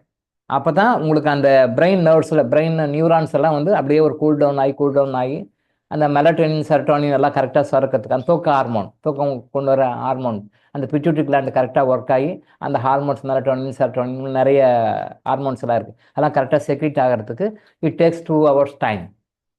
அதனால் நீங்கள் 2 hours முன்னாடி எல்லாம் கட் பண்ணிவிடுங்க. இல்லைன்னா அதுக்கு பிறகு அது 2 hours டைம் எடுத்துக்கும். நீங்கள் படுக்க போகிற பிறகு 2 hours டைம் எடுக்கும். அப்போ உங்களுக்கு டீப் ஸ்லீப் இருக்காது. நீங்கள் தூங்குறீங்க, ஆனால் டீப் ஸ்லீப் இருக்காது. தூங்குறீங்க ஆனால் டீப் ஸ்லீப் இருக்காது. அப்போ டைம் தான் நீங்கள் தூங்குற மாதிரி இருக்க முடியும், அந்த தூக்கம் வந்து உங்களுக்கு குவாலிட்டி வந்து ஸ்லீப் இருக்காது.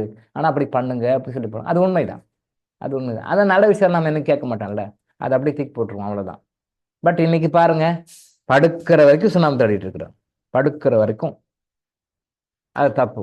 முடிஞ்ச வரைக்கும் 2 hours முன்னாடி முடிச்சிடுங்க, 1 hour அது முன்னாடி முடிச்சிடுங்க. அதுக்கு பிறகு மொபைல் எடுக்க வேண்டாம். அப்படி ஒன்று உயிர் போகிறது ஒன்றும் இல்லை. ஏதாவது எமர்ஜென்சி மெசேஜ் வருது அப்படின்னா மட்டுமே நீங்கள், ஈவன் நம்ம குரூப்பில் கூட போட்டிருந்தோம், முடிஞ்ச வரைக்கும் இந்தியன் ஸ்டாண்டர்ட் டைம் 9 மணிக்கு மேலே எந்த மெசேஜும் போடாதீங்க, யாரும் போடாதீங்க, யாரும் ரெஸ்பான்ஸ் பண்ணாதீங்க, யாரும் கொடுக்காதீங்க. எல்லாமே மேக்ஸிமம் 9 முடிச்சுக்கோங்க. நம்ம குரூப்பில் கூட லாஸ்ட் மந்த் ஏதோ எல்லாம் பேசினீங்க, நானும் கூட சொன்னேன் 9 முடிச்சுங்க. அதுக்கு மேலே எந்த ஒரு ஆக்டிவிட்டியும் வச்சுக்காதீங்க. திருப்பி காலைல 3 மணி தான் எப்போனாலும் ஆரம்பிச்சுங்க. உடனே அட்மினை போட்டு அதை வந்து க்ளோஸ் பண்ணிடலாம், வேண்டாம் வேண்டாம் வேண்டாம். அந்த செல்ஃப் டிசிப்ளின் அவங்களுக்கு கொண்டு வரணும்னு நான் சொன்னேன். அட்மின் கிட்ட சொல்லி கரெக்டாக 9 மணிக்கு ஆனால் வந்து நம்ம க்ளோஸ் பண்ணிடலாம் சார், யாரும் மெசேஜ் போடாத மாதிரி அப்படின்னு சொல்லி சொன்னாங்க. ஆஹா, அப்படி செய்யக்கூடாது.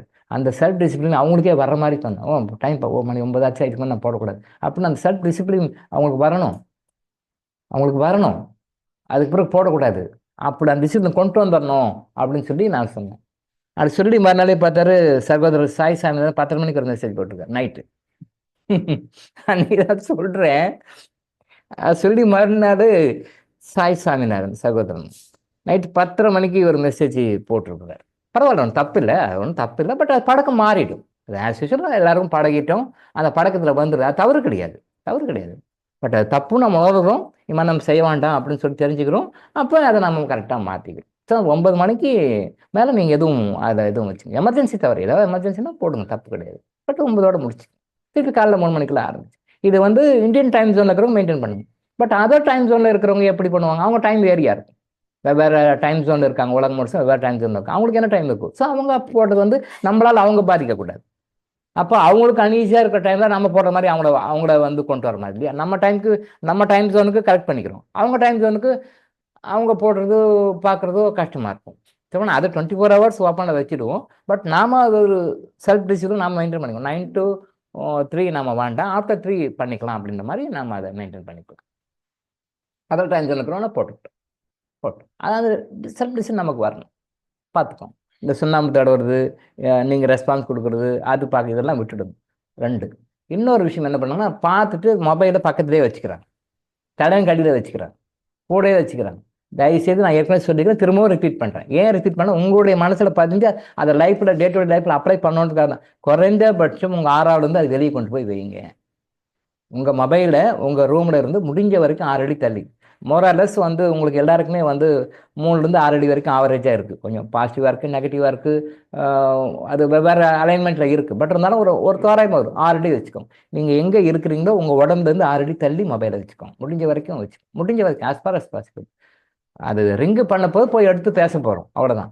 தயவு செஞ்சு கூட பக்கத்தில் தடான்கடியில் பக்கத்துலலாம் வச்சுக்காதீங்க. அப்படிலாம் நான் முன்னே ராக்கெட் லான்ச் பண்ணல. கொஞ்சம் அப்படி பண்ணிட்டா கூட மாறி பக்கத்தில் ஒரு 1000 கிலோமீட்டருக்கு அந்தாண்ட போயிடுச்சு, திருப்பி அலைன் பண்ணணும்லாம் ஒன்றும் கிடையாது. ராக்கெட் லான்ச் பண்ணும்போது ஹரிகோட்டாலேயோ நாசாலேயோ உட்காந்து கரெக்டாக பார்த்துப்பாங்க. ஏன்னா ஏதாவது ஒரு சின்ன மிஸ்டேக் ஆச்சு, கொஞ்சம் மாற்றினா கூட அது என்ன கொஞ்சம் டைரக்ஷன் ஆகிட்டா கூட பல லட்சம் கிலோமீட்டருக்கு அந்த பக்கம் போயிடாது சேட்டலைட்.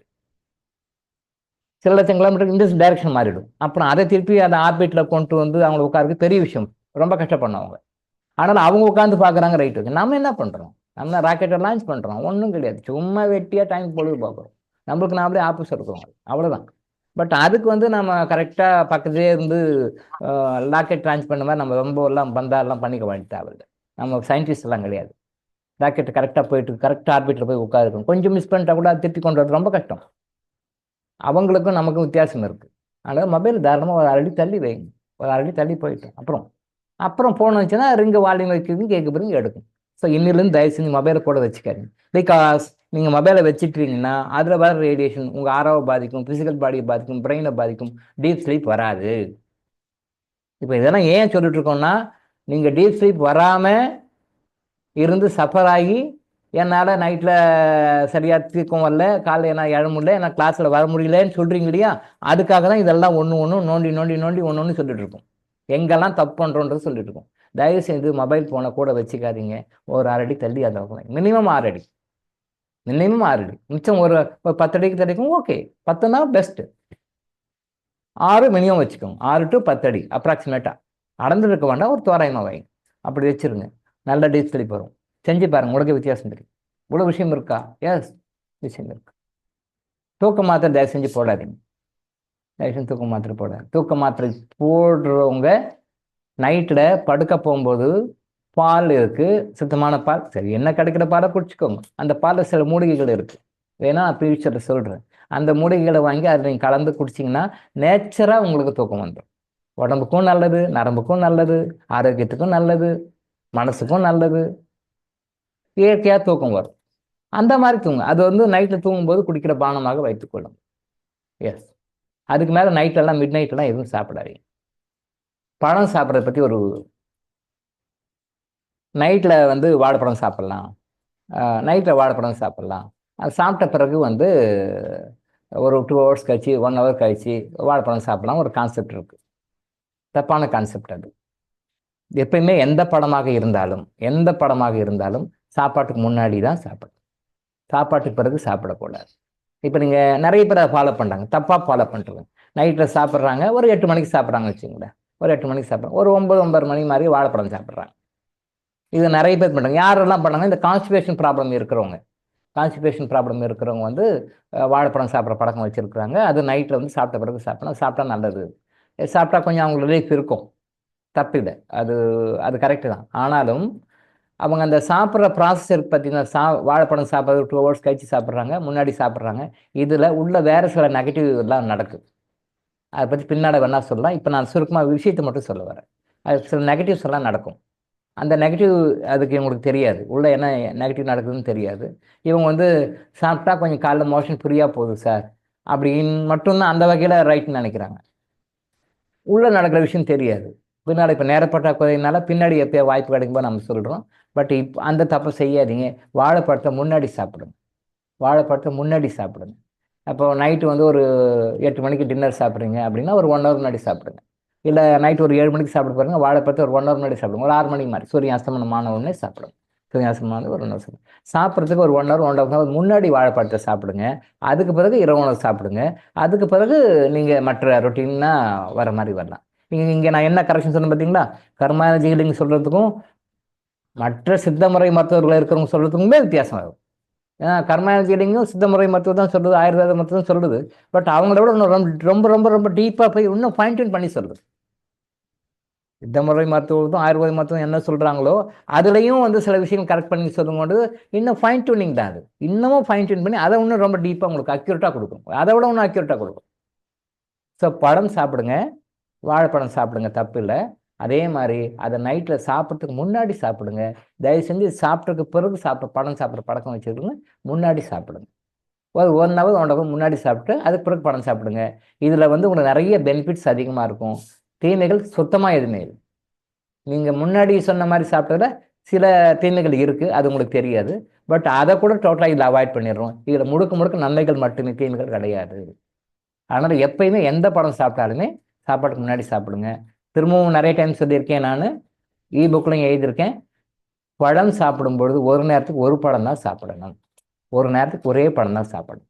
இப்போ காலைல சாப்பிட்றீங்கன்னா ஒரே ஒரு பழம் தான், ஆப்பிள்னா ஆப்பிள் தான், ஆரஞ்சுனா ஆரஞ்சு தான், திராட்சைனா திராட்சை தான், அதோடு சரி, அவ்வளோ தான். இப்போ மத்தியானம் ஏதோ ஒரு பழம் சாப்பிட்றீங்கன்னா இதே மாதிரி தான், என்ன பழம் சாப்பிட்றீங்க அந்த பழம் மட்டும்தான்.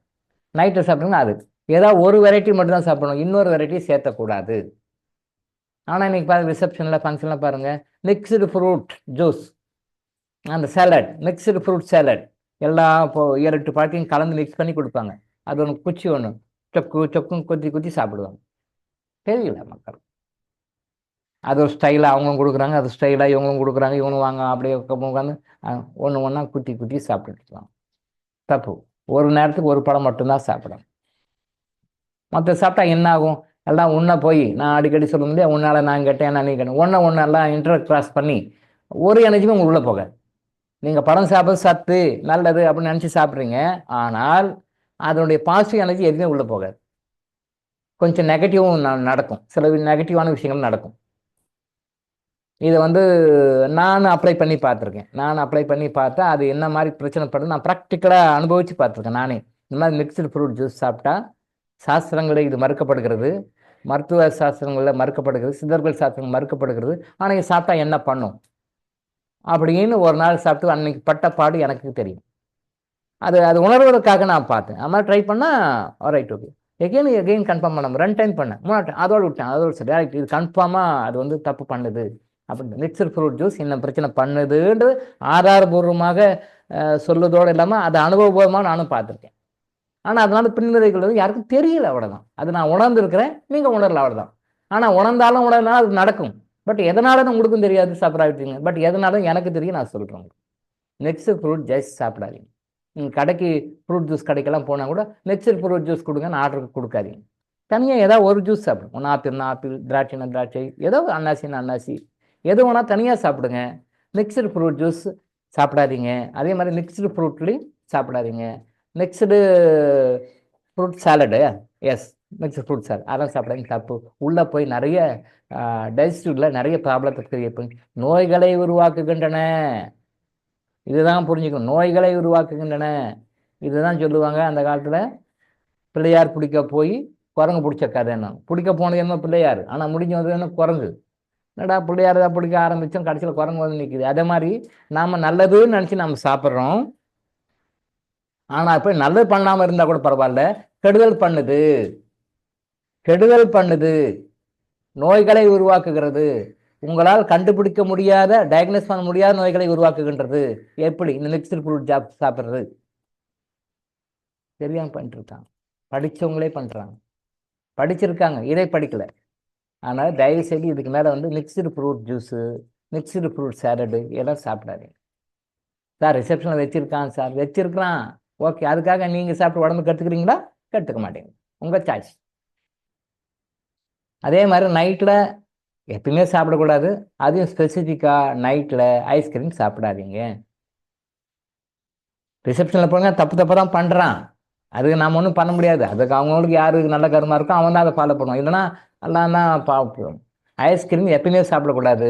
ஐஸ்கிரீம் சாப்பிட்டா ரொமாட்டிக் சம்மந்தப்பட்ட பிரச்சனைகள் வரும். எழுதிக்கோங்க, நோட் பண்ணிக்கோங்க. ஐஸ்கிரீம் சாப்பிட்டா ரொமாட்டிக் சம்மந்தப்பட்ட பிரச்சனைகள் வரும், டைஜஷன் சம்மந்தப்பட்ட பிரச்சனைகள் வரும், நரம்பு மற்றும் மூளை சார்ந்த பிரச்சனைகள் வரும். இது நிறைய இருக்குது, ஒரு 3 சொல்கிறேன். ஐஸ்கிரீம் சாப்பிட்டா என்ன?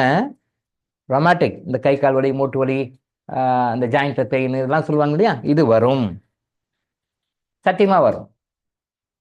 ஜீரணம் சம்மந்தப்பட்ட நோய்கள் பிரச்சனைகள் வரும், கட்டிவா வரும், சத்தியமாக வரும். நீங்கள் வாங்கினா கூட வரும். மூளை மற்றும் நரம்புகள் சார்ந்த பிரச்சனைகள் வரும், சத்தியமாக வரும். எந்த டாக்டராக இது வரைக்கும் ஐஸ்கிரீம் சாப்பிட்டா இது வரும்னு சொல்லியிருக்காங்களா? ஞாபகப்படுத்தி பாருங்க, ஞாபகப்படுத்தி பாருங்க. எந்த டாக்டராவது, எனி ஒன். நீங்கள் யூடியூப்ல நிறைய வராங்க, சோஷியல் மீடியா நிறைய பேர் வராங்க, டிவியில் நிறைய பேர் வராங்க. எந்த டாக்டராவது ஐஸ்கிரீம் சாப்பிட்டா உங்களுக்கு இந்த நோய்கள் வரும் அப்படின்னு சொல்லியிருக்காங்களா? பாருங்க, ஞாபகப்படுத்தி பாருங்க, ஒரு 1/2 செகண்ட். யாருமே சொல்லியிருக்க மாட்டான், யாருமே சொல்லிக்க மாட்டான். கர்மாஞ்சிங்களை சொல்லிக் கொடுக்குறோம், டாக்டர் இளங்கோ ஆயுஷ் ஹாஸ்பிட்டல் சொல்லிக் கொடுக்குறோம். பிகாஸ் ஏன் இங்கே சொல்லிக் கொடுக்கும்? இங்கே நோய்கள் வராமல் இருப்பதற்கான பாடங்கள் சொல்லிக் கொடுக்கப்படுகின்றன. நோய்கள் வராமல் இருக்கிறதுக்கு வழி சொல்லிக் கொடுக்குறோம். டாக்டர்கிட்ட போகாமல் இருக்கிறதுக்கு வழி சொல்கிறோம். சர்ஜரி பண்ண தேவையில்லாமல் இருக்கிறதுக்கு வழி சொல்கிறோம். மருந்து சாப்பிட தேவையில்லைன்ற மாதிரி வழி சொல்கிறோம். இங்கே டாக்டர் இளங்கோ ஆயுஷ் ஹாஸ்பிட்டல் இதெல்லாம் சொல்லிக் கொடுக்கும். இங்கே வைத்தியம் பண்ணலை யாருக்கும். நோய்க்கு மருந்து கொடுக்கறதுக்கு நான் தேவையில்லை, 1000 பேர் இருக்காங்க. நோய்க்கு ட்ரீட்மெண்ட் கொடுத்து நான் சரி பண்ணுறதுக்கு 1000 பேர் இருக்காங்க. அதே மாதிரி வாழ்க்கை பிரச்சனைகள்னு வரும்போது அந்த வாழ்க்கை பிரச்சனைக்கு சொல்யூஷன் கொடுக்க நிறைய பேர் இருக்காங்க, நிறைய கன்சல்டன்ட் இருக்காங்க, நிறைய பேர் இருக்காங்க. But doctor Ilango Ayush hospital என்ன சொல்லிக் கொடுக்குறோம்? வாழ்க்கை பிரச்சனை வராமல் இருக்கிறதுக்கு என்ன வழி சொல்லிக் கொடுக்கும்? வாழ்க்கையில் நிறைய பிரச்சனை ஒருத்தருக்கு ஒரு பிரச்சனை இருக்குது. பட் அந்த பிரச்சனை வராமல் இருக்கிறதுக்கு இங்கே கன்சல்டேஷன் கொடுக்குறோம், கர்மாஞ்சீலுங்க சொல்லிக் கொடுக்குறோம். இந்த பிரச்சனை வராமல் இருக்கிறதுக்கு என்ன பண்ணணும்? அதை மெயின்டைன் பண்ணுங்க, அதை காப்பாற்றிக்குங்க, அதை செய்யுங்க. அது வராது. வந்த பிறகு கன்சல்டேஷன் கொடுக்குறது நாம தேவையில்லை. அதுக்கு லட்சக்கணக்கான கன்சல்டன்ட் இருக்காங்க. அவங்க செய்கிற வேலையை நாம் செய்யல. யாரும் செய்யாத வேலையை தான் நாம் செய்யறோம். யாரும் சொல்லாத விஷயம் நாம் சொல்கிறோம். யாரும் காட்டி கொடுக்காத வழியை நாம் காட்டி கொடுக்குறோம். இதெல்லாம் நீங்கள் ஃபாலோ பண்ணி பாருங்க, லைஃப் எப்படி மாறுது பாருங்க. எல்லா விதத்துலையும் மாறும், பாசிட்டிவாக மாறும். எஸ் சார், இன்னொரு பாயிண்ட் எடுத்து கொடுத்தாரு, நவதானியம். இப்போ நிறைய பேர் அது இந்த நேச்சுரோபதியில் நல்ல பாயிண்ட் எடுத்து கொடுத்தார் சார். நவதானியம் சாப்பிட்றது நல்லது, நவதானியம் சாப்பிடுங்க அப்படின்னு சொல்லிட்டு நிறைய போடுறாங்க. இப்போ நிறைய அந்த என்ன சொல்லுவாங்க, ப்ரோக்ராம்ஸ் எல்லாம் போடுறாங்க பார்த்தீங்களா, அந்த பொருட்காட்சி, இந்த பொருட்காட்சி, இந்த கண்காட்சி, அந்த கண்காட்சி அப்படிலாம் போட்டு நவதானியம் சாப்பிடுங்க, நவதானியம் சாப்பிடுங்க அப்படின்னு சொல்கிறாங்க. அது மாதிரி நவதானிய பொடி இப்போ மார்க்கெட்டில் ரொம்ப விற்க ஆரம்பிச்சிட்டாங்க. இப்போ வந்து ஆர்கானிக் அப்படின்னு சொல்லி போகும்போது எந்த கடையில் போனாலும் நவதானிய பொடி இல்லாமல் எந்த கடையுமே இல்லை. எந்த கடை போனால் நவதானிய பொடின்னு விற்கிறாங்க. அதை நிறைய ஃபார்மில் வாங்கி சாப்பிட்றாங்க. தப்பு. நவதானியமும் கம்பைன் பண்ணி சாப்பிடக்கூடாது. அதனால நிறைய பேருக்கு பிரச்சனைகள் வருது. ஸ்பெசிஃபிக்காக ஸ்கின் ப்ராப்ளம் எல்லாம் இருக்கிறவங்களுக்கு நவதானியம் சாப்பிட்டா தூக்கி விடும். நீங்கள் அனுபவத்தில் பார்த்துருக்கீங்களா பார்க்கலையா எனக்கு தெரியல. பட் ஸ்கின் ரிலேட்டட் ப்ராப்ளம் இருக்கிறவங்களுக்கு நீங்கள் அந்த நவதானியம் சம்மந்தப்பட்டு சாப்பிட்டீங்கன்னா தூக்கி விடும். அந்த ரொமாட்டிக் ப்ராப்ளம் இருக்கிறவங்களுக்கு இந்த மூட்டு வலி, கால் வலி, கை வலி, ஜாயிண்ட்டு ரீப்ளேஸ் பண்ணணும், இந்த மாதிரி இருக்கிறவங்களாம் இந்த நவதானியம் சாப்பிட்டீங்கன்னா கொஞ்சம் தூக்கி விடும். ஏன்னு தெரியாது, ஏன்லாம் தெரியாது. ஸ்கின் ப்ராப்ளம் இருக்கிறவங்க நீங்கள் நல்லா நோட் பண்ணி பார்த்தாங்க தெரியும், அந்த இச்சிங் எல்லாம் ஜாஸ்தி ஆகும் நவதானிய பொடி சாப்பிட்டோம். ஆனால் இவங்க என்ன நினைக்கிறாங்க, இதை சாப்பிட்டதுனால தான் நமக்கு இது வந்து இவங்களுக்கு தெரியாது. ஆமாம், சத்தாக தானே சாப்பிட்டோம், ஆரோக்கியமாக தான் சாப்பிட்டோம், இயற்கை உணவு தானே சாப்பிட்டோம், இயற்கையாக தான் சாப்பிட்டோம். நம்ம ஆர்வம் தப்பு. எங்களுக்கு இதை பற்றி எங்களுக்கு சந்தேகம் வராது. இதை பற்றி அதை நினைச்சே பார்க்க மாட்டேன். இதை பற்றி நினைக்க மாட்டேன். வேற என்னமோ பிரச்சனை போய் டாக்டர் போய் பார்ப்பாங்க, ட்ரீட்மெண்ட் எடுப்பாங்க. அவரும் மருந்து கொடுப்பார், பண்ணுவார், கண்ட்ரோலுக்கு வரும், கண்ட்ரோலுக்கு வராமல் போகும், இல்லை பார்ஷியலாக கண்ட்ரோலுக்கு வரும். பட் இங்கே நவதானியம் சாப்பிட்றதுனால தான் இது வந்திருக்குன்னு அவனுக்கு தெரியாது. நவதானியம் ஏன் சாப்பிடக்கூடாது அப்படின்னா, உங்கள் உடம்புக்கு என்ன தேவையோ அதை கொடுக்கணும். நான் பலமுறை சொல்லியிருக்கேன், நவ ரத்தினங்கள் போடுறவங்க எல்லாருமே ஹாப்பியாக சந்தோஷமாக இருக்க மாட்டார்கள். 4 ராசிக்காரர்களுக்கு மட்டும்தான் அது பொருந்தும், ஓரளவுக்கு பொருந்தும், எல்லாருக்கும் இல்லை, ஓரளவுக்கு பொருந்தும். அந்த பொருந்துறதும் கூட அது அரஸ்கப் டு அரஸ்கப் வித்தியாசப்படும். கொஞ்சம் பார்த்து தான் போடணும். ஏடா கூடமாக போட்டாங்கன்னா எங்கேயோ கருங்களை கொண்டு கீழே தள்ளி விட்டுடும். இதுக்கு நிறைய உதாரணங்கள் இருக்கு. 400-500 பேர் நான் சர்வே எடுத்து அதை ரெக்கார்டு வச்சிருக்கேன். நவரத்தினம் போட்டு வட்டி கூட கட்ட முடியாத நிலைமைக்கு போனவங்க, நவரத்தினம் போட்டு கோட்டீஸ்வரர்களா செல்வாக்கோட வாழ்ந்தவங்க சூசைட் பண்ணிக்க நிலைமைக்கு போனவங்க, நவரத்தினம் போட்டு எல்லாருக்கும் 10 பேர் நச்ச வாழ்ந்தவங்க இருக்கிற இடமே தெரியாமல் ஒழிஞ்சிட்டு நிலைமைக்கு வந்துட்டாங்க. அப்படியே ரிவர்ஸ் ஆயிட்டாங்க. அதை நான் கிட்டத்தட்ட 400-500 கேஸ் மேலே ஃபைல் ரெக்கார்ட் பண்ணி வச்சிருக்கேன். ஏன்? ஜோதிடர் சொன்னார் சார், இது போட்டால் நல்லதுன்னு சொன்னார் சார், நான் போட்டேன் சார், இப்போ இப்படி ஆயிடுது. இப்போ போய் ஜோசியரை பார்த்தீங்களா? இல்லை, பார்க்கல சார். ஏன்னா ஜோசியர்கிட்ட போனால் அவர் கன்சல்டேஷன் ஃபீஸ் கொடுக்குறதுக்கே காசு இல்லை. இது அனுபவம். ஜோதிடர் சொன்னார், நவரத்னம் மோதிரம் போட்டேன், அப்புறம் டவுன் ஆகி வந்துட்டாரு. இப்போ ஏன் போய் அதே ஜோதிடர் போய் கேட்டிங்களா? ஏன் சார் நீங்கள் சொன்னீங்க, நான் போட்டேன், ஏன் இப்படி வந்துட்டேன் எனக்கு தெரியலையே, நீங்கள் இதான் ஜாதகம் பார்த்துருப்பீங்களே, உங்களுக்கு தெரியலையா அப்படின்னு சொல்லி கேட்குன்னா, போகலாம் சார், அப்போ பணம் இருந்தது சார், 5000 ரூபாய் கன்சல்டேஷன் கொடுத்து போனேன், இப்போ அவர்கிட்ட போய் கன்சல்டேஷன் ஃபீஸ் அவர் 100 ரூபாய் கூட கொடுக்கக்கூடிய நிலைமை எனக்கு இல்லை, நான் போய் கொடுக்க முடியாது சார் அப்படின்னு சொல்கிறார். எங்கேருந்து எப்படி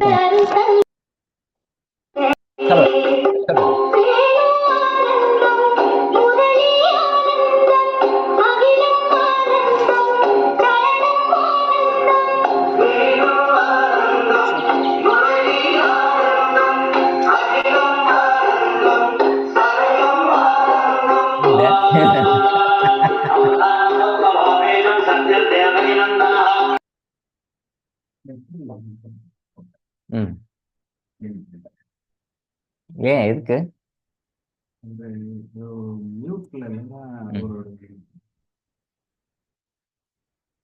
ஓகே ரைட். எதை பற்றி பேசணும்? ராசிக்கார் நான் சொல்றேன் சார், கண்டிப்பா சொல்றேன் சார், அந்த சொல்றேன் சார், 4 ராசிக்காரன்னு சொல்றேன், ஃபியூச்சர் சொல்றேன், கண்டிப்பா சொல்றேன், எல்லா விஷயமும் சொல்றேன் சார், அந்த டைம்ல கரெக்டாக சொல்றேன். ஸோ அந்த நவரத்தினங்களை வந்து போட்டு ரொம்ப டவுனாக போனவங்க இருக்காங்க. அதே மாதிரி தான் அதை நம்ம நவரத்தினங்களை பற்றி பேசுகிறோம். நவ தானியங்களை பற்றி சாப்பிட்றவங்கள டீட்டெயிலாக அப்படியே எடுத்தோம்னா, அந்த நவ தானியம் சாப்பிட்டனால அவங்களுக்கு என்ன லைஃப்பில் நெகட்டிவ் எல்லாம் வந்ததுன்றது சொன்னால் அது சொல்லலாம், ஒரு 100 பேருக்கு சொல்லலாம். ஒரு 100 ஃபைல் என்கிட்ட இருக்குன்னு நினைக்கிறேன். நவ தானியம் சாப்பிட்டு என்ன கெடுதல் வந்தது, என்ன காரணம் இருக்குது, நல்லா பார்த்துக்கோங்க. ஒரு கிரகம் வந்து உங்களுடைய லைஃப்பில் என்றைக்கும் ஒரே மாதிரி இருக்காது.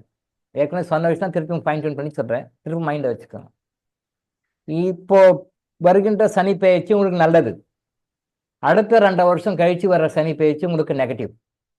அடுத்த 2 வருஷம் கழிச்சு வர்ற சனி பெயர்ச்சி உங்களுக்கு நல்லதும் இல்லை, கடை நியூட்ரல். இப்ப சனி பகவானுடைய அல்ல எப்பயுமே பிடிச்சிக்கிட்டீங்கன்னா அது உங்களுக்கு நல்லது பண்ணுமா கெட்டது பண்ணுமா? இந்த குரு பெயர்ச்சி உங்களுக்கு நல்லது, அடுத்த குரு பெயர்ச்சி உங்களுக்கு நல்லது இல்லை, அடுத்த குரு பெயர்ச்சி நியூட்ரலா இருக்குன்னு வச்சுங்க. 3ஆ பிரிப்போம், நல்லது கெட்டது நியூட்ரல். இப்ப பெயர்ச்சி மாறிக்கிட்டே இருக்கு.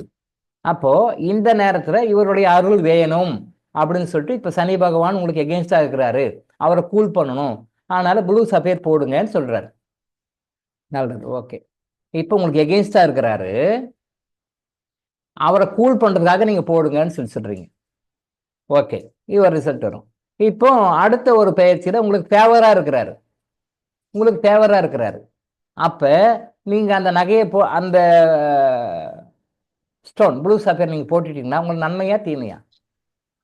ஃபேவரா இருக்கிறாரு. அப்ப தேவையில்லை. அப்ப உங்களுக்கு எகெயின்ஸ்டா ஒருத்தர் இருப்பார் இல்லையா, அவரை கூல் பண்ற ஜெம் தான் நீங்க யூஸ் பண்ணணும். உங்களுக்கு எகெயின்ஸ்டா இருப்பார்ல, அவரை கூல் பண்ற ஜெம் தான் நீங்க யூஸ் பண்ணணும். இதே மாதிரி தான் நாம கிரகங்கள் மாறும்போது சூரிய பெயர்ச்சி, ராகு பெயர்ச்சி, கேது பெயர்ச்சி, எல்லா கிரகங்களுமே மாறுறாங்க. 9 கிரகங்களுமே மாறிட்டு தான் இருக்காங்க. அது ரொம்ப ஃபேமஸா சொல்லப்படுவது சனி பயிற்சி சொல்லுவாங்க, ராகு கேது பயிற்சி சொல்லுவாங்க, ஜென்ரலா சொல்லுவாங்க, குரு பயிற்சி சொல்லுவாங்க. மற்ற எல்லா கிரகங்களுமே பயிற்சி ஆகுது. அப்ப பயிற்சி ஆகும் பொழுது நமக்கு இந்த மாறிக்கிட்டே இருக்கும், ஃபேவரா இருக்கும், அன்ஃபேவரா இருக்கும், நியூட்ரலா இருக்கும், ஃபேவரா இருக்கும், அன்ஃபேவரா இருக்கும், நியூட்ரல். அப்போ யாரெல்லாம் நமக்கு அன்ஃபேவரா இருக்காங்க அவங்களை கூட் பண்ற மாதிரியான நகைகள் அந்த ஜெம்ஸை போட்டுக்கணும், அதுக்குண்டான மெட்டீரியல்ஸ் போட்டுக்கணும். அதே மாதிரி நம்ம சாப்பிடும் பொழுதும் எந்த கிரகங்கள்லாம் உங்களுக்கு ஆப்போசிட்டா இருக்கோ இந்த நேரத்துல அதை கூல் பண்ற உணவுகள் சாப்பிடணும். எகெயின்ஸ்டா இருக்கிறது கூல் பண்ற மாதிரி சாப்பிடணும், உங்களுக்கு ஃபேவரா இருக்கிறது சாப்பிட தேவையில்லை. அப்போ இந்த பீரியட்ல ஒருத்தர் உங்களுக்கு நெகெயின்ஸ்டா இருக்கிறாரு அப்படின்னா அதை கூல் பண்றதை விட்டுட்டு வேற நாம மற்ற தானியங்களை சாப்பிட்டுட்டு இருப்போம். அப்ப தானியம் சாப்பிடும்போது அது நோய்களை உருவாக்கும். நவரத்தினங்கள் எப்படி ஒரு மனிதனுக்கு நல்லதையும் கெட்டதையும் உருவாக்குகிறதோ அதே போல நவ தானியங்களும் நன்மைகளையும் தீமைகளையும் உருவாக்கும். அப்போ இந்தந்த நாள்ல இந்த குறிப்பிட்ட தானியம் தான் சாப்பிடணும்னு கணக்கு இருக்கு. அது நம்ம அந்த உணவுன்னு வரும்போது நம்ம சொல்லி கொடுப்போம். இந்த திங்கட்கிழமையில இதை கம்பல்சரியா சாப்பிடுங்க, செவ்வாய்க்கிழமை இதை கம்பல்சரியா சாப்பிடுங்க, புதன்கிழமை இதை கம்பல்சரியா சாப்பிடுங்க அப்படின்னு நம்ம அதை லிஸ்ட் கொடுப்போம். உணவை பத்தி பேசும்போது, உணவு பத்தி இறைக்கட்டளை வரும்போது அதை பத்தி பேசுவோம். இந்த 4 ராசிக்காரர்கள் யார் ஐயா சொல்லுங்கன்னு சொல்லி கோட்டீசன் சகோதரர் கேட்டிருக்காரு, அவருக்கும் ஆன்சர் சொல்லுவோம். அந்த அந்த அந்த கட்டளைகளை பத்தி பேசும்போது அதை பத்தி நம்ம விளக்கம் சொல்லுவோம். இப்போ ஒன்னொன்னுக்கு விளக்கம் சொல்ல போனா கிளாஸ் டைவெர்ட் ஆயிடுது. அதுக்காக சொல்லக்கூடாதுன்னு ஒன்றும் கிடையாது. அது சொன்னோம்னா கிளாஸ் அப்படியே டைவெர்ட் ஆகி வேற மாதிரி போயிடுது, அது டைமுக்குள்ள முடிக்க முடிய மாட்டேங்குது, சப்ஜெக்ட் டிவைட் ஆயிடுது. அதனால நம்ம சொல்றோம். பட் எந்தெந்த ராசிக்காரர்கள் போடலாம் போடக்கூடாது, அப்படி போட்டாங்கன்னா என்ன நடக்கும், போடலைன்னா என்ன நடக்கும், அதுக்கு எப்படி கரெக்ஷன் பண்றது நம்ம கரெக்டாக கைட் பண்ணணும். ஆனால் இப்போதைக்கு நவரத்ன மருந்து யாரும் யூஸ் பண்ண வேண்டாம், இப்போதைக்கு யாரும் யூஸ் பண்ண வேண்டாம். அதை பற்றி சரியான கைடன்ஸ் வரும்போது பண்ணிக்கலாம். நான் தர்மத்தை கூட அப்படிதான் சொல்லியிருக்கேன். தர்மத்தை பற்றி சரியான விளக்கம் நான் சொல்றேன், சொன்ன பிறகு தர்மத்தை பண்ணுங்க. மற்றவங்க தர்மத்தை பண்ண கொஞ்சம் பெண்டிங்கில் வைங்க. நீங்கள் ஃபிசிக்கலாக கேஷாக வச்சுக்கிட்டாலும் சரி, பேங்க்கில் அக்கௌண்ட்டில் ஃபிசிக்கலாக வச்சுருந்தாலும் சரி, இல்லை ஆன்லைன் மோட்டில் நீங்கள் அது என்ன சொல்லுவோம் யூபிஐயா அந்த மெத்தடில் நீங்கள் வச்சுக்கிட்டாலும் சரி, ஏதோ வச்சுக்கோன்னு சொல்லியிருக்கோம். எத்தனை பேர் செலவு பண்ணிட்டீங்க வச்சுக்கிறீங்கன்னு தெரியல. வச்சுக்கிறேன் சார், ஒதுக்கி வச்சுக்கிறேன் சார், ஆனால் செலவு பண்ணிட்டேன் சார் நீங்கள் எத்தனை பேர் சொல்கிறீங்க? இல்லை உண்மையிலே வச்சுருக்கேன் சார், நீங்கள் சொன்னீங்கன்னா அடுத்து நான் தர்மம் பண்ணுறதுக்கு ரெடியாக இருக்கேன் சார் இருந்து சொன்னீங்க. தர்மத்தை ஒதுக்கி சொல்லிக்கலாம், ஒதுக்கி வைங்க, அதை அப்படியே வைங்க. அது நான் கரெக்டாக கிளியன்ஸ் கொடுத்த பிறகு நீங்கள் தர்மம் பண்ணலாம். ஒரு சகோதரி கேட்டிருந்தாங்க, நான் ஒருத்தருக்கு தர்மம் பண்ணுறேன், தர்மம் நான் பண்ணுறேன், ஆனால் என்கிட்ட தர்மம் வாங்கினவர் கஷ்டப்படுறார், என்கிட்ட தர்மம் வாங்கினவர் கஷ்டப்படுறார், அது கர்மா என்னை பாதிக்குமான்னு கேட்டிருக்காங்க ஒரு சகோதரி. உண்மை, கரெக்ட். நாம் என்ன பண்ணுறோம், தர்மம் கொடுக்கணும், யாருக்கு கொடுக்கணும், எப்படி கொடுக்கணும், தர்மம் கொடுக்குறவங்கள நம்ம வாங்குறாங்களே அவங்களுக்கு நம்மளால நெகட்டிவ் கர்மா போயிடக்கூடாது, பாசிட்டிவ் கர்மா கொடுக்கணும்னு சொல்கிறோம். அந்த சம்மந்தப்பட்ட கேள்வி தான் கேட்டிருக்காங்க. வாங்குறவங்களை பற்றி பேசுகிறோம், கொடுக்குறவங்களை பற்றி ரெண்டுமே லிங்க் இருக்குது. நம்ம கிட்ட ஒருத்தருக்கு கொடுத்து அவன் சஃபர் ஆகுறாங்கன்னா அதுக்குண்டான காரணம் நம்ம தான் இருக்கிறோம், அது நமக்கு நெகட்டிவ் கர்மா தான். என்ன சார் போட்டு இப்படி குழப்புறீங்க, அப்படியும் போக மாட்டேங்க இப்படியும் போக மாட்டேங்க, ரெண்டையும் போட்டு குழப்புறீங்கன்னு உங்கள் மைண்ட் இருக்கிறது எனக்கு மைண்ட் வாய்ஸ் வருது. பட் நான் இன்னும் தெளிவாக பண்ணி கொடுக்குறேங்க. நம்முடைய அல்டிமேட் எய்ம் என்ன? நம்முடைய பேட் கர்மா போகணும், குட் கர்மா அதிகமாகும். அதே நேரத்தில் ஆப்போசிட்ல இருக்கிறவங்களுக்கு அவங்களுக்கும் நல்ல கர்மா வரணும், நம்மளால பேட் கர்மா போகக்கூடாது. நம்மளால பேட் கர்மா போகாத மாதிரி அதை எப்படி வந்து கரெக்ட் பண்ணி நம்ம சேரிட்டி பண்ணணும்னு நம்ம சொல்றோம். அதுக்காக தான் கொஞ்சம் டைம் எடுத்து சொல்றோம். சிதர்கள் அனுமதி கொடுத்துட்டாங்க, எனக்கு தான் இன்னும் டைம் இங்கே சொல்ல டைம் வரல. அனுமதி போன வாரமே கொடுத்துட்டாங்க, அப்படி நான் பேசுவோம். அப்படி சொன்ன பிறகு கரெக்டாக கொடுக்கலாம். பட் நம்மளால யாருக்கும் பாதிப்பு வரக்கூடாது, அந்த மாதிரி நம்ம சேரிட்டி பண்ணணும். அவங்க கஷ்டப்படுறாங்கன்னா நம்மளோட கர்மா அவங்க எடுத்துக்கிறாங்க, நம்மளுடைய கர்மா அவங்க எடுத்துக்கிறாங்க. நம்ம திரும்ப திரும்ப நம்மளுடைய கர்மா நாமளே தான் கிளியர் பண்ண முடியும். நம்ம கர்மா அடுத்தவங்களுக்கு கொடுத்து அது மூலமா நம்ம வெளியே வரக்கூடாது. நல்லா புரிஞ்சுக்கோங்க. நம்மளுடைய கர்மாவை நம்ம மட்டுமே கிளியர் பண்ணிக்கணும், அடுத்தவங்களுக்கு போகக்கூடாது. நெகட்டிவ் கர்மா நம்மகிட்ட நல்லதை கொடுக்கலாம், நம்மகிட்ட நல்லதை போய் அவன் சந்தோஷப்பட்டா அது குட் கர்மா. ஆனால் நம்மகிட்ட இருக்கிற நெகட்டிவ் அடுத்தவங்களுக்கு கொடுத்து அந்த நெகட்டிவ் அதனால சஃபர் ஆகிறோம்னா அது நமக்கு பேட் கர்மா தான். அது வந்து குளிக்க போய் சேற்றை பூட்டி கொண்ட கதைன்னு சொல்லுவாங்க இல்லையா? குளிக்க போறாங்க, ஆனால் குடிக்க சொன்னாங்க சேத்தை பூசின்னு வந்துட்டாங்களா. அது குளிக்காமே இருந்திருக்கலாம். நான் குளிக்க போறேன்னு சொல்லிட்டு போய் சேத்தை பூசின்னு வந்த கதை. அது குளிக்காமே இருந்திருக்கலாம்ல. அந்த மாதிரி நாம தர்மம் பண்றேன்னு சொல்லிட்டு தப்பா தர்மம் பண்ணி அவங்களுடைய நெகட்டிவ் கர்மம் நம்ம வாங்கக்கூடாது. அப்போ தெளிவான உடக்கம் நம்ம சொல்றோம். பல உதாரணங்கள் இருக்கு, நிறைய விஷயங்கள் இருக்கு, அதை பத்தி நம்ம சொல்லுவோம். சரியா? அப்போ நைட்ல சீக்கிரம் படுங்க, காலையில் சீக்கிரம் எழுங்க. அப்போ இன்னும் வேற ஏதாவது உங்களுக்கு ப்ராக்டிக்கல் டிஃபிகல்ட்டிஸ் இருக்கும். சார் வந்து ஜாப் பேட்டர்ன் வந்து பெரும்பாலும் நைட் டியூட்டி போறவங்க இருப்பாங்க, நைட் டியூட்டி போவாங்க, நைட் டியூட்டி அது முடிஞ்ச வரைக்கும் ட்ரை பண்ணி பாருங்க. நீங்க கிறிஸ்டல் இருந்தால் கிறிஸ்டல்கிட்ட சொல்லுங்க, இறங்கிட்ட வேண்டுங்க, அதுக்கு உண்டான வழிகள்லாம் ஏதாவது காட்டி கொடுப்பேன். ஐயா நான் வந்து இந்த மாதிரி நைட் டியூட்டி எனக்கு வேண்டாம், நான் டேட்டில் பண்ணுற மாதிரி எனக்கு வாய்ப்புகளை பண்ணி கொடுங்க. நான் வந்து இரவில் வந்து நல்லா தூங்கணும், நல்லா டீப் ஸ்லீப் தூங்கணும், நல்லா ஆரோக்கியமாக நானும் இருக்கணும், மற்றவங்களும் ஆரோக்கியம் இருக்கணும், நான் விரும்பப்படுறேன். எனக்கு இந்த நைட் டியூட்டி போகிறது வந்து எனக்கு கஷ்டமாக இருக்குது, இதனால் இதை ரொட்டீன் லைஃப் பாதிக்குது, எனக்கு மாற்றி கொடுங்கன்னு கடவுள்கிட்ட வேணுங்க. கண்டிப்பாக அதுக்கு நான் வழி பண்ணுவார். அப்போ என்ன பண்ணுவார்? அந்த நைட் டியூட்டி யார் போனால் கஷ்டப்படணுமோ, யார் போனால் துன்பப்படணுமோ, யாருடைய கர்மா கிடைக்கணுமோ அந்த மாதிரி யாருங்க அதுக்கு மாதிரி போக வச்சிருவார். உங்களை எப்படியாவது ரெடி பண்ணி வெளியே கொண்டு வந்துடுவார். கேட்கறது தான், நீங்கள் எது வேணாலும் கேட்கலாம், கிறிஸ்தவர்கிட்ட எது வேணாலும் கேட்கலாம். இதான் கேட்கணும், இதான் கேட்கக்கூடாதுன்னு எது வேணாலும் கேட்கலாம். அது மற்றவங்களுடைய பார்வையில் பிளக்காத்தனமாக தெரியலாம், சில்லறத்தனமாக தெரியலாம், நகைப்புக்குரிய ஒரு விஷயமாக தெரியலாம். அது அவங்க பார்வையில். உங்களுக்கும் கடவுளுக்கும் மத்தியில் ஒன்றும் கிடையாது, உங்களுக்கும் கடவுளுக்கு மத்தியில் ஒன்றும் கிடையாது. எதை காட்டினா அவர் ஒன்றும் கோச்சிக்க மாட்டார். உங்கள் மேலே எந்த காரணத்தை கொண்டு கோச்சிக்க மாட்டார். உங்களை சந்தோஷமாக இருக்கணுன்றதுக்காக தான் அவர் பண்ணுறாரு. ஆனால் நீங்கள் கேட்குறது மற்றவங்கிட்ட சொன்னால் உங்களை கண்ட்ரோல் அடிப்பாங்க, நக்கல் அடிப்பாங்க, கிரிட்டிசைஸ் பண்ணுவாங்க. இதெல்லாம் போய் ஒன்றும் இதெல்லாம் போய் கேட்குறீங்க. நோ. அதான் நம்ம சொல்கிறோம், உங்களுக்கும் கடவுளுக்கும் மத்தியில் யாருமே இல்லை. ஈவன் குரு என்று சொல்லப்படுகிற ஆசிரியர் கூட இல்லை, நான் கூட கிடையாது. வழி தான் காட்டுறேன். இது பாருங்க, இங்கே நீங்கள் இருக்கீங்க, அங்கே கடவுள் இருக்கார், உங்களுக்கும் மத்தியில் யாருமே இல்லை. நான் காட்டி தான் கொடுங்க, பாரு அங்கே இருக்கிறாரு பார்த்துக்கோங்க அப்படின்னு வழி காட்டுறது தான் நான். சின்ன பசங்களாம் விளையாடும்போது ஓடி பிடிச்சி விளையாடும்போது அவங்க அங்கங்கே ஒழிஞ்சுக்குவாங்க. பார்த்து உங்கள் லைஃப்பில் நீங்கள் விளையாடுறதுக்கு நான்லாம் விளையாடி இருக்கேன். அவங்க ஒழிஞ்சுக்குவாங்க. அப்போ ஒரு சவுண்டு கொடுப்பாங்க, வந்து கண்டுபிடிக்கணும் அவன் யார் எங்கேன்னு. நம்ம கரெக்டாக சவுண்டு கொடுக்கறது இருந்தால் அவன் கரெக்டாக வந்துட போகிறான். சவுண்டு வச்சு கரெக்டாக கண்டுபிடிக்கும். சவுண்டு கொடுத்துட்டு போய் வேறு இடத்துக்கு ஒழிஞ்சிக்கும். பக்கத்தில் சவுண்டு இங்கே கொடுப்போம், வரலாம், ஓகே கொடுத்து போய் வேறலாம் ஒழிஞ்சிக்குவோம். அங்கே போனீங்கன்னா அவன் இங்கே வந்து தேடி பார்ப்பான், ஆள் இல்லை, இங்கே கண்டுபிடிப்பான். அப்போ வரும்போது சில வேலை என்ன பண்ண நம்ம ஆளுங்க என்ன பண்ணுவாங்க, இப்போ அங்கே தான் கொண்டு அப்போ பாருன்னு விடுவாங்க. ஏன்னா யாரை கண்டுபிடிக்கும் முதல்ல பேசி வச்சிரு, இந்நேரம் கண்டுபிடிக்கணும். அப்படின்னா இங்கே இருக்கிறவங்க கம்முனுக்க மாட்டாங்க, அப்படி குசுன்னு அப்படியே ரகசியம் வந்து அங்கே போ அப்படின்னு காட்டி கொடுத்துருவாங்க. அங்கே காட்டி கொடுத்துட்டா அவர் கரெக்டாக போயிட்டு கண்டுபிடிச்சிட்டார். அப்புறம் அவருக்கு ஒரு கேம் ப்ரெஸ், அவர் ஜெயிச்சிட்டார்.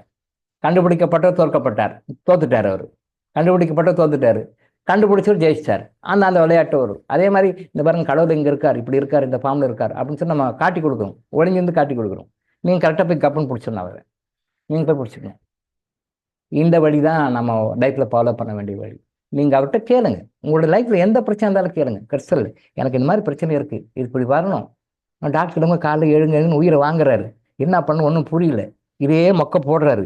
ஆனால் எனக்கு என் ஜாப் இப்படி இருக்குது, என்னுடைய பிஸ்னஸ் ப்ரொபோஷன் இப்படி இருக்குது, இதுக்கு என்ன பண்ணும், ஏதாவது ஒரு வழி பண்ணுங்க அப்படின்னு கேட்பாருங்க. ஏதாவது வழி கண்டிப்பாக காட்டுவார். நீங்கள் நல்லா இருக்கணுன்றதுக்காக நீங்கள் முயற்சி பண்ணி நீங்கள் கேட்டிங்கன்னா முதல் ஸ்டெப்பு நீங்கள் வைக்கணும். கடவுள் உங்களை நோக்கி 10 அடி 100 அடி வைப்பார். நீங்கள் எந்த அளவுக்கு ஆத்மார்த்தமாக இருந்து நீங்கள் வெளியே வரணும், எந்த பிரச்சனையாக இருக்கட்டும், அது சின்னதாகட்டும் பெருசாகணும், எதுவாக இருந்தாலும் நீங்கள் ஆத்மார்த்தமாக கிறிஸ்துக்கிட்ட ஒரு ரெக்குவயர்மெண்ட் வச்சு பாருங்க. 1 அடி நீங்கள் வச்சு பாருங்க, அவர் குறைஞ்சபட்சம் 10 அடி 100 அடி வைப்பார்.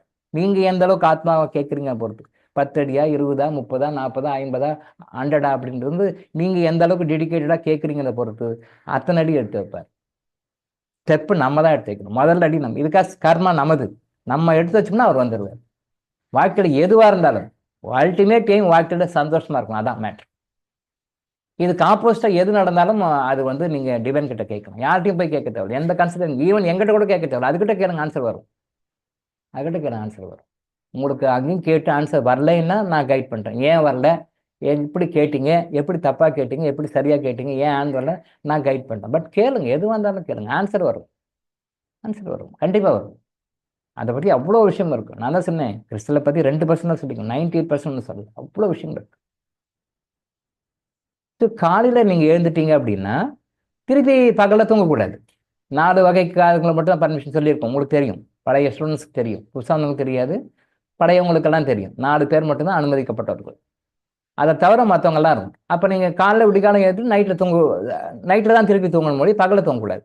பகலில் தூங்காமல் இருக்கிற மாதிரி காலைல எழுணும். அந்த மாதிரி பிளான் பண்ணிக்கணும். நான் காலைல பிரம்மமுகூர்த்தம் எழுறேன் சார், 3 to 5 எழுறேன், 4 to 5 எழுறேன், 5 to 6 எழுறேன், ஏதோ ஒரு டைமில் நான் எழுறேன் சார், ஆனால் மதியானத்தில் தூங்குறேன் சார் அப்படின்னா அது தப்பு. சில பேர் கிண்டலாக போடுவாங்க, மெசேஜ் எல்லாம் போடுவாங்க, சோஷியல் மீடியாலாம் பார்த்துருக்கேன் நான். காலையில் எழுதுன்னு சொல்கிறீங்க, ஆனால் வந்து பால்காரர் காலைல 3 மணிக்கு தான் எழுறாரு. அவர் பால்காரராகவே தான் இருக்கிறார். ஏற்கனவே சில வீடியோ கூட நான் சொல்லியிருக்கேன், அவர் பால்காரராகவே இருக்கிறார். நான் நல்லா வசதியாக இருக்கேன், நான் நல்லா காரு பங்களா வசதியோட செல்வாக்காக இருக்கிறேன் நான். பட் அவர் பால்காரர் அன்னைக்கு தான் பால் போட்டார், இன்னைக்கு தான் பால் போடுறாரு. 3 மணிக்கு என்ன சார் பிரயோஜனம்? ரைட், பால்காரர் பால் போடுறாரு 3 மணிக்கு, ரைட், ஓகே. அவர் மத்தியானத்தில் மர வச்சு 2-3 மணி நேரம் தூங்குறாரு, தெரியுமா உங்களுக்கு? நீங்கள் இதை தான் பார்க்குறீங்க. அவர் காலைல பால் போடுறாரு, அவர் போட்டவர் அப்படியே தான் இருக்கிறார். நான் நல்லா வசதியாக இருக்கேன், அவரை கம்பேர் பண்ணும்போது நான் வசதியாக இருக்கிறேன். ஆனால் அவர் வறுமையில் தான் இருக்கிறார், கஷ்டத்தில் இருக்கிறாருன்னா. அவர் காலைல 3 மணிக்கு எழுந்து போடுறாரு, ஆனால் மத்தியானத்தில் 2 to 5 2 3 4 5 3 ஹவர்ஸ் கரெக்டாக முறை வச்சு 2 to 5 வரைக்கும் தூங்குறாரு. அது தெரியுமா உங்களுக்கு? அப்போ காலைல எழுதுனுடைய பலன் அங்கே போயிடுது, இங்கே வருது, இங்கே போயிடுது. அப்புறம் அது என்ன, நியூட்ரல் ஜீரோ தானே. பட் அவர் தொழில் நிமித்தமாக அவர் காலைல எழுந்து ரெடியாகி பாலை ரெடி பண்ணி அதை கறந்து கொண்டு வந்து அந்த பாக்கெட்டை அங்கே வாங்கி டிஸ்ட்ரிபியூட் பண்ணி உங்கள் டோர் ஸ்டெப்பில் டிஸ்ட்ரிபியூட் பண்ணணும். அதுக்கு அவர் காலையில் எழுதுறாரு. பட் காலைல எழுந்து நான் அப்புறம் மதியானத்தை படுத்து வரும்போது அது அப்படியே நியூட்ரலைஸ் ஆகிடுது. அப்போ நோ பெனிஃபிட் அட் ஆல். இப்போ காலையில் எழுந்து பகலில் அவர் தூங்காமல் இருக்கிற மாதிரி செட்டப் பண்ணிவிட்டு நைட்டில் படுத்தாருன்னு வச்சுக்கோங்களேன், திருப்பி தூங்குறாரு, காலைல 7 மணிக்கு எழுதுறாரு அப்படின்னு அந்த ரொட்டீன் கொண்டு வந்தாரு வச்சுங்களேன், அவர் பால்காரர் ஆக்க மாட்டார். ஏதோ ஒரு படத்தில் ரஜினிகாந்த் ஓவர் நைட்டில் பணக்கார ஆகிடுவார்ல, என்ன படம், அண்ணாமலையா? ஓவர் நைட் பணக்கார அது மாதிரி ஆகிடுவார். நீங்கள் பால் கேட்டால் கொடுக்க மாட்டார். நான் பால் பிஸ்னஸ் பண்ணுறது இல்லைங்க, நான் டெவலப் ஆகிட்டேங்கன்னு. அப்போ உங்களுக்கே பால் கிடைக்காது. உங்களுக்கு பால் சாப்பிட பண்ணவர், உங்களுக்கு நீங்கள் பால் கேட்டால் அவர் இந்த ஃபார்முலா ஒன்று ஃபாலோ பண்ணாரே. காலையில் எழுந்துட்டு கரெக்டாக பால் பிஸ்னஸ் கரெக்டாக பண்ணிவிட்டு பகலில் இந்த 2 to 5 அவங்க டைம் ஒருத்தர் ஒரு டைம் வச்சுங்க. இந்த டைமில் தூங்காத பழக்கத்தை மெயின்டைன் பண்ணாருன்னா கொஞ்ச நாளில் உங்களுக்கே பால் கிடைக்காது. கேட்டால் இல்லைங்க நான் பால் பிஸ்னஸை விட்டுட்டேங்க, நான் வேற மாதிரி போயிட்டேங்க அப்படின்னு சொல்லுவார். உங்களுக்கே பால் கிடைக்காது. அது மாதிரி டெவலப் ஆகிடுவார். அங்கே தப்பு பண்ணுற எங்கேன்றது புரிஞ்சுக்கணும். இதான் தப்பு பண்ணுறாரு. அப்போ நம்ம காலைல எழுறது தப்பு இல்லை, அதை ஃபாலோ பண்ண தப்பு இல்லை. பட் அந்த படம் நம்ம ரிட்டைன் பண்ணிக்கணும்னா பகலில் தூங்காமல் இருக்கணும். பகலில் தூங்காமல் இருந்தீங்கன்னா அதை பண்ணணும். எக்ஸப்ஷன், இன்னைக்கு கொஞ்சம் வெளியில் ஒரு ஃபங்க்ஷன் போயிட்டீங்க, நைட்டு லேட்டாக வந்தீங்க, வேற எங்கே ஒரு ட்ராவல் பண்ணீங்க, முன்ன பின்ன டைம் ஆகிடுச்சு, அது மாதிரி எக்ஸப்ஷன்ஸும் ஓகே. 100% இல்லைனாலும் தவிர்க்க முடியாத சொந்தங்களும் ஓகே. பட் அதே ஒரு பொழப்பாக தொழிலாக வச்சுக்கூடாது. இப்படி தான் சாப்பிடுவேன், இப்படி தான் தூங்குவேன், இந்த டைமான டைமில் தூங்குவேன் அப்படின்னு மாதிரிலாம் வச்சுக்க முடியாது. நான் மாதிரி நிறைய டே டைமில் கரெக்டாக பிளான் பண்ணி தூங்கணும்னு பார்த்துக்கேன். நிலைமைலாம் ரொம்ப மாறி இருக்கு. நிலைமை ரொம்ப மாறி இருக்கு, ரொம்ப மாறி இருக்கு. நெகட்டிவாக, பாசிட்டிவாக இல்லை, நெகட்டிவாக மாறி இருக்கு. அதனால் காலைல எவ்வளோ சீக்கிரம் எட முடியுமோ எடுங்க, நைட்டில் எவ்வளோ சீக்கிரம் படுக்க முடியும் படுங்க, பகலில் முடிஞ்ச வரைக்கும் தூங்குறது அவாய்ட் பண்ணுங்க. தவிர்க்க முடியாத சூழ்நிலைகள் தூங்கலாம், எக்ஸப்ஷனல் கேசஸ். அது மாதிரி இல்லை. அதே மாதிரி ட்ராவல் பண்ண கூட முடிஞ்ச வரைக்கும் நைட் ட்ராவல்லாம் பண்ணாதீங்க. முடிஞ்ச வரைக்கும் நைட் ட்ராவல் பண்ணாதீங்க. ஏன்னா நைட் ட்ராவல் அப்படின்னா அப்போ நைட்டு தான் ட்ராவல் பண்ணி அப்புறம் காலையில் அப்போ நம்ம நைட் ட்ராவல் பண்ணவங்கிட்ட நான் கேட்டிருக்கேன், ஏன் why are you going in night travels அப்படின்னு கேட்டால் அவங்க சொல்கிறாங்க, சார் நைட் ட்ராவல் அப்படின்னா பொழப்பு பாதிக்காது சார், நம்ம இங்கே ரொட்டீனாக ஒர்க் பண்ணுவோம், நெக்ஸ்ட் டே நைட்டில் அப்படியே ட்ராவல் பண்ணிடுவோம், காலைல அங்கே போயிட்டு அந்த ஒர்க்கெல்லாம் முடிச்சுட்டு திருப்பி வந்துடுவோம் சார், அப்போ பாதிக்காது சார். நல்லா பாருங்கள், அவர் சொல்கிற ஸ்டேட்மெண்ட்டு, சார் ஒர்க்கு பாதிக்காது சார், வருமானம் பாதிக்காது சார், ஆனால் கரெக்டாக போய்ட்டு கரெக்டாக வந்தோம். உடம்பு பாதிக்குதுன்னு அவருக்கு தெரியல. இந்த உடம்பு பாதிக்கிறதுனால பல பின்விளைவுகள் வரும்னு தெரியல. அப்புறம் அந்த உடம்பு பாதிச்சு பல பின்விளைவுகள் வந்ததுனால நீங்கள் இந்த பொழப்பு பாதிக்காத வருமானம் பாதிக்காத சம்பாதிச்சு பணத்தை அதுக்கு செலவு பண்ணுறோன்னு அவங்களுக்கு தெரியல. அதனால் முடிஞ்ச வரைக்கும் as much as possible, as far as possible, night travel avoid பண்ணுங்கள். டே டைமில் ஆரம்பிங்க. காலைல நீங்கள் 3-3:30 மணிக்கு கூட ஃபஸ்ட்டு வண்டி பிடிங்க, ஃபஸ்ட் ட்ரெயின் பிடிங்க, இல்லை முதல்ல காரில் ஏறி உட்காருங்க. நைட்டில் சீக்கிரம் படுங்க. முடிஞ்ச வரைக்கும் maximum as much as possible night ட்ராவலை அவாய்ட் பண்ணுங்க. இந்த நைட் ட்ராவல் அவாய்ட் பண்ணுறது நிறைய ப்ராப்ளங்கள் இருக்குது. இது உங்களுக்கு தெரியவில்லை. நிறைய பேர் சொல்கிற ரீசன் டைம் சேவ் ஆகுது, திருப்பி சொல்கிற ரீசன் சொல்லணும், பொழப்பு பாதிக்கிறது இல்லை, வருமானம் பாதிக்கிறது இல்லை. ஏன்னா கடை நான் நைட் ட்ராவலில் போயிட்டு வந்துட்டேன்னா மறுநாள் கடை மூட தேவையில்லை. என்னுடைய வருமானம் பாதிக்கிறது இல்லை, என்னுடைய தொழில் பாதிக்கிறது இல்லை அப்படின்னு தான் சொல்கிற ரீசன் நிறைய பேர் சொல்கிறது. ஆனால் இந்த வருமானம் பாதிக்காத, தொழில் பாதிக்காத வர வருமானத்தை பின்னாடி இதை காசு வைத்தியத்துக்கு செலவு பண்ணுறோன்றது தெரியலை. தொழிலை பாதிக்காமல், வருமானம் பாதிக்காமல் கரெக்டாக நைட்டில் ட்ராவல் பண்ணி நைட்லேயே முடிச்சிடுறாங்க ஒர்க்கை. ஆனால் அந்த சம்பாதிச்சு செலவு பண்ணணும். எப்படி செலவு பண்ணணும்? உடம்புக்கு ஒரு நோய் ஒரு பிரச்சனை சஃபாகி அதுக்கு போய் அந்த காசு செலவு பண்ணுறோம். இது தேவையா? இதுதான் ப்ரிவென்ஷன் இஸ் பெட்டர்னு சொல்கிறது. Than cure. Prevention is better than cure. அதுக்கு தான் சொல்லுது. Karma and healing makes it sure. Prevention is better than cure. Karma and healing is makes it sure. அதுதான் ஷூர் பண்ணும். ஸோ எந்த காரணம் கூட முடிஞ்ச வரைக்கும் ட்ராவல் பண்ணாது. பரவாயில்ல, ஒரு நாள் ட்ராவல் 2 நாளாக மாற்றுங்க, 2 நாள் ட்ராவல் 3 நாளாக மாற்றுங்க. அதில் அவ்வளோ பெனிஃபிட்ஸ் இருக்குது. நான் ஓவர் நைட்டில் போகிறேன், நைட்டாக கிளம்புறேன் இல்லை, பகலில் போங்க, ஸ்டே பண்ணுங்க. ஒரு நாள் படுப்பு கட்ட பரவாயில்ல, ரூம் போட்டு தங்குங்க, பரவாயில்ல. அடுத்த நாள் அதை ப்ரொசீட் பண்ணுங்க. காரணங்கள் இருக்குது, காரணங்கள் நிறைய இருக்குது. ஆனால் முடிஞ்ச வரைக்கும் நைட் ட்ராவலை அவாய்ட் பண்ணுங்கள். நைட் ட்ராவலை முடிஞ்ச வரைக்கும் மேக்ஸிமம் அவாய்ட் பண்ணுங்க. வேண்டாம். காலைல ஆரம்பிங்க ட்ராவல், நைட்டில் முடிச்சுக்கோங்க. காலைல ஆரம்பிங்க, நைட்டில் முடிச்சுக்கோங்க. அந்த மாதிரி பண்ணுங்க. இந்த மாதிரி நிறைய விஷயங்கள் இருக்குது. தூக்கத்தில் டிஸ்டர்ப் பண்ணுற விஷயங்கள் நிறைய விஷயங்கள் இருக்குது. தூங்கும் பொழுது போர்வையை போத்திக்கும் போது நல்லா இது நிறைய பேர் தப்பு பண்ணுறாங்க. நல்லா ஓப்பன் வச்சுக்கோங்க, சுவாசிக்கிற காற்று. அதே மாதிரி காலைல எழுந்த உடனே பார்க்கக்கூடிய சில விஷயங்கள் இருக்குது. அதை பற்றி நம்ம சொல்லுவோம். அடுத்த வாரத்தில் ஆஃப்டர் தீபாவளி வேணால் அதை நம்ம கிளாஸுக்கு சொல்லுவோம். காலைல எழுந்த உடனே என்ன சொல்லுவோம் பார்த்தீங்களா? யார் மூஞ்சில் முடிச்சுன்னு தெரியல, நம்ம சொல்லுவோம், கேஷுவலாக சொல்லுவோம். இன்றைக்கி யார் மூஞ்சில் முடிச்சுன்னு தெரியல, இப்படியெல்லாம் நடக்குது. அது யார் மூஞ்சில் முடித்தோம் அப்படின்றத பொறுத்து அது அந்த நாள் முழுசும் நிர்ணயிக்கப்படுகிறது. அது எப்படி முடிக்கணும், எப்படி தூங்கணும் அப்படின்றது நம்ம சொல்லிக் கொடுப்போம். ஆஃப்டர் தீபாவளி சொல்லுவோம். அது அந்த சப்ஜெக்ட் எடுப்போம். நம்ம அதை காலைல எழுந்தோன்னே எதை பார்க்கணும், எதை பார்க்கக்கூடாது, எதையெல்லாம் பார்க்கணும். சித்தர்கள் தெளிவாக எழுதி வச்சுருக்காங்க. டாக்டர் இளங்க புதுசாக எதையும் கண்டுபிடிச்சி சொல்லலை. நான் சொல்கிறது நானே எதுவுமே கண்டே பிடிக்கல. எல்லாமே ஏற்கனவே சொல்லிட்டு போயிருக்கிறாங்க. அவ்வளோ சுலபமாக அப்படியே வாழைப்பழத்தை உரிச்சு வாயில வச்சிருக்கிறாங்க. நம்ம முடுங்க தான் செய்யணும்.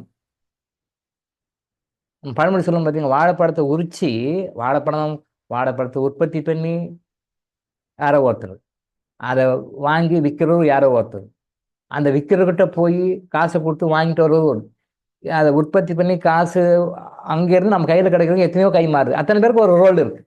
உற்பத்தி பண்ணுறவர்லேருந்து நம்ம கையில் வாழைப்பழம் கிடைக்கிறதுக்கு ஒருத்தருக்கும் ஒரு ரோல் இருக்குது. அத்தனை ரோலையும் தாண்டி வாழைப்பழத்தையும் கடைந்து வாங்கி அதை உரிச்சு நம்ம வாயில் வைக்கிறாங்க. இதை சாப்பிட்டு முடுங்க கண்ணா அப்படின்னு. முழுங்கு நாம தான் முடுங்கணும், அவங்க சாப்பிட முடியாது. ஏன்னா முடுங்குறது நம்ம சாப்பிட்டா நம்ம பசி தீரும். அவங்கள போய் நீங்கள் சாப்பிட்டுக்கணும்னு சொல்ல முடியாது. ஏன்னா பிகாஸ் பசி அவங்களுக்கு இல்லை, நமக்கு தான். அதை கூட நான் முடுங்க மாட்டேன்ப்பா, நான் ஒன்றும் பண்ண முடியாது, துப்புனா நம்ம மேலே துப்புனா நாம என்ன பண்ண முடியும்? சின்ன குழந்தைங்களை பார்த்தீங்கன்னா, அந்த பாலடா குட்டிங்கன்னா நம்ம மேலே துப்பும், போதும்ன்றது. நம்ம கம்பல் பண்ணி துப்புனா தூ நம்ம மேலே துப்பும். என்னடா குழந்தை குடிடாமான்னா நம்ம மேலே துப்பும். ஏன்னா பிகாஸ் அதுக்கு தெரியாது, குழந்தை எனக்கு போதும், வயிறு ரொம்பிச்சு, மேற்கொண்டு கொடுக்காதம்மா அப்படின்னு சொல்லி சிம்பாலிக்க துப்பிடும். ஆனால் நாம என்ன பண்ணுறோம், தெரிஞ்சே அதை முழுகாமல் வச்சுட்டு இருக்கிறோம். நிறைய விஷயங்கள் சொல்லியிருக்காங்க. இதுதான் இல்லை, எல்லா விஷயம் சாதாரண சில்லி மேட்ரு. நம்ம சாதாரண கொலைக்கெல்லாம் சொல்லுவோம் பார்த்தீங்களா, சாதாரணமாக சப்ப மேட்ருன்னுவோம். அந்த சப்ப மேட்ரு இருந்து பெரிய மேட்ரு வரைக்கும் எல்லாம் சொல்லிக்கிறாங்க. அந்த சப்ப மேட்டரில் அவ்வளோ பெரிய விஷயம் இருக்குன்னு அது உள்ளே போய் பார்க்கும்போது தான் தெரியும். இது பார்க்கும்போது சப்ப மேட்டர், இதெல்லாம் ஒரு விஷயம் சொல்ல வந்துட்டீங்க சார், என்ன சார் நீங்கள் அப்படின்னீங்க. ஆனால் அதில் அவ்வளோ பெரிய விஷயம் இருக்குன்னு தெரியல. சப்ப மேட்டர் நம்ம சில விஷயங்கள் சொல்கிறோம். அந்த சப்ப மேட்டரை போகிறப்போனா கேன்சரே வராது. தப்ப மேட்ரு சொல்லி கொடுக்கும். தப்ப மேட்ரு, கேன்சரே வராது.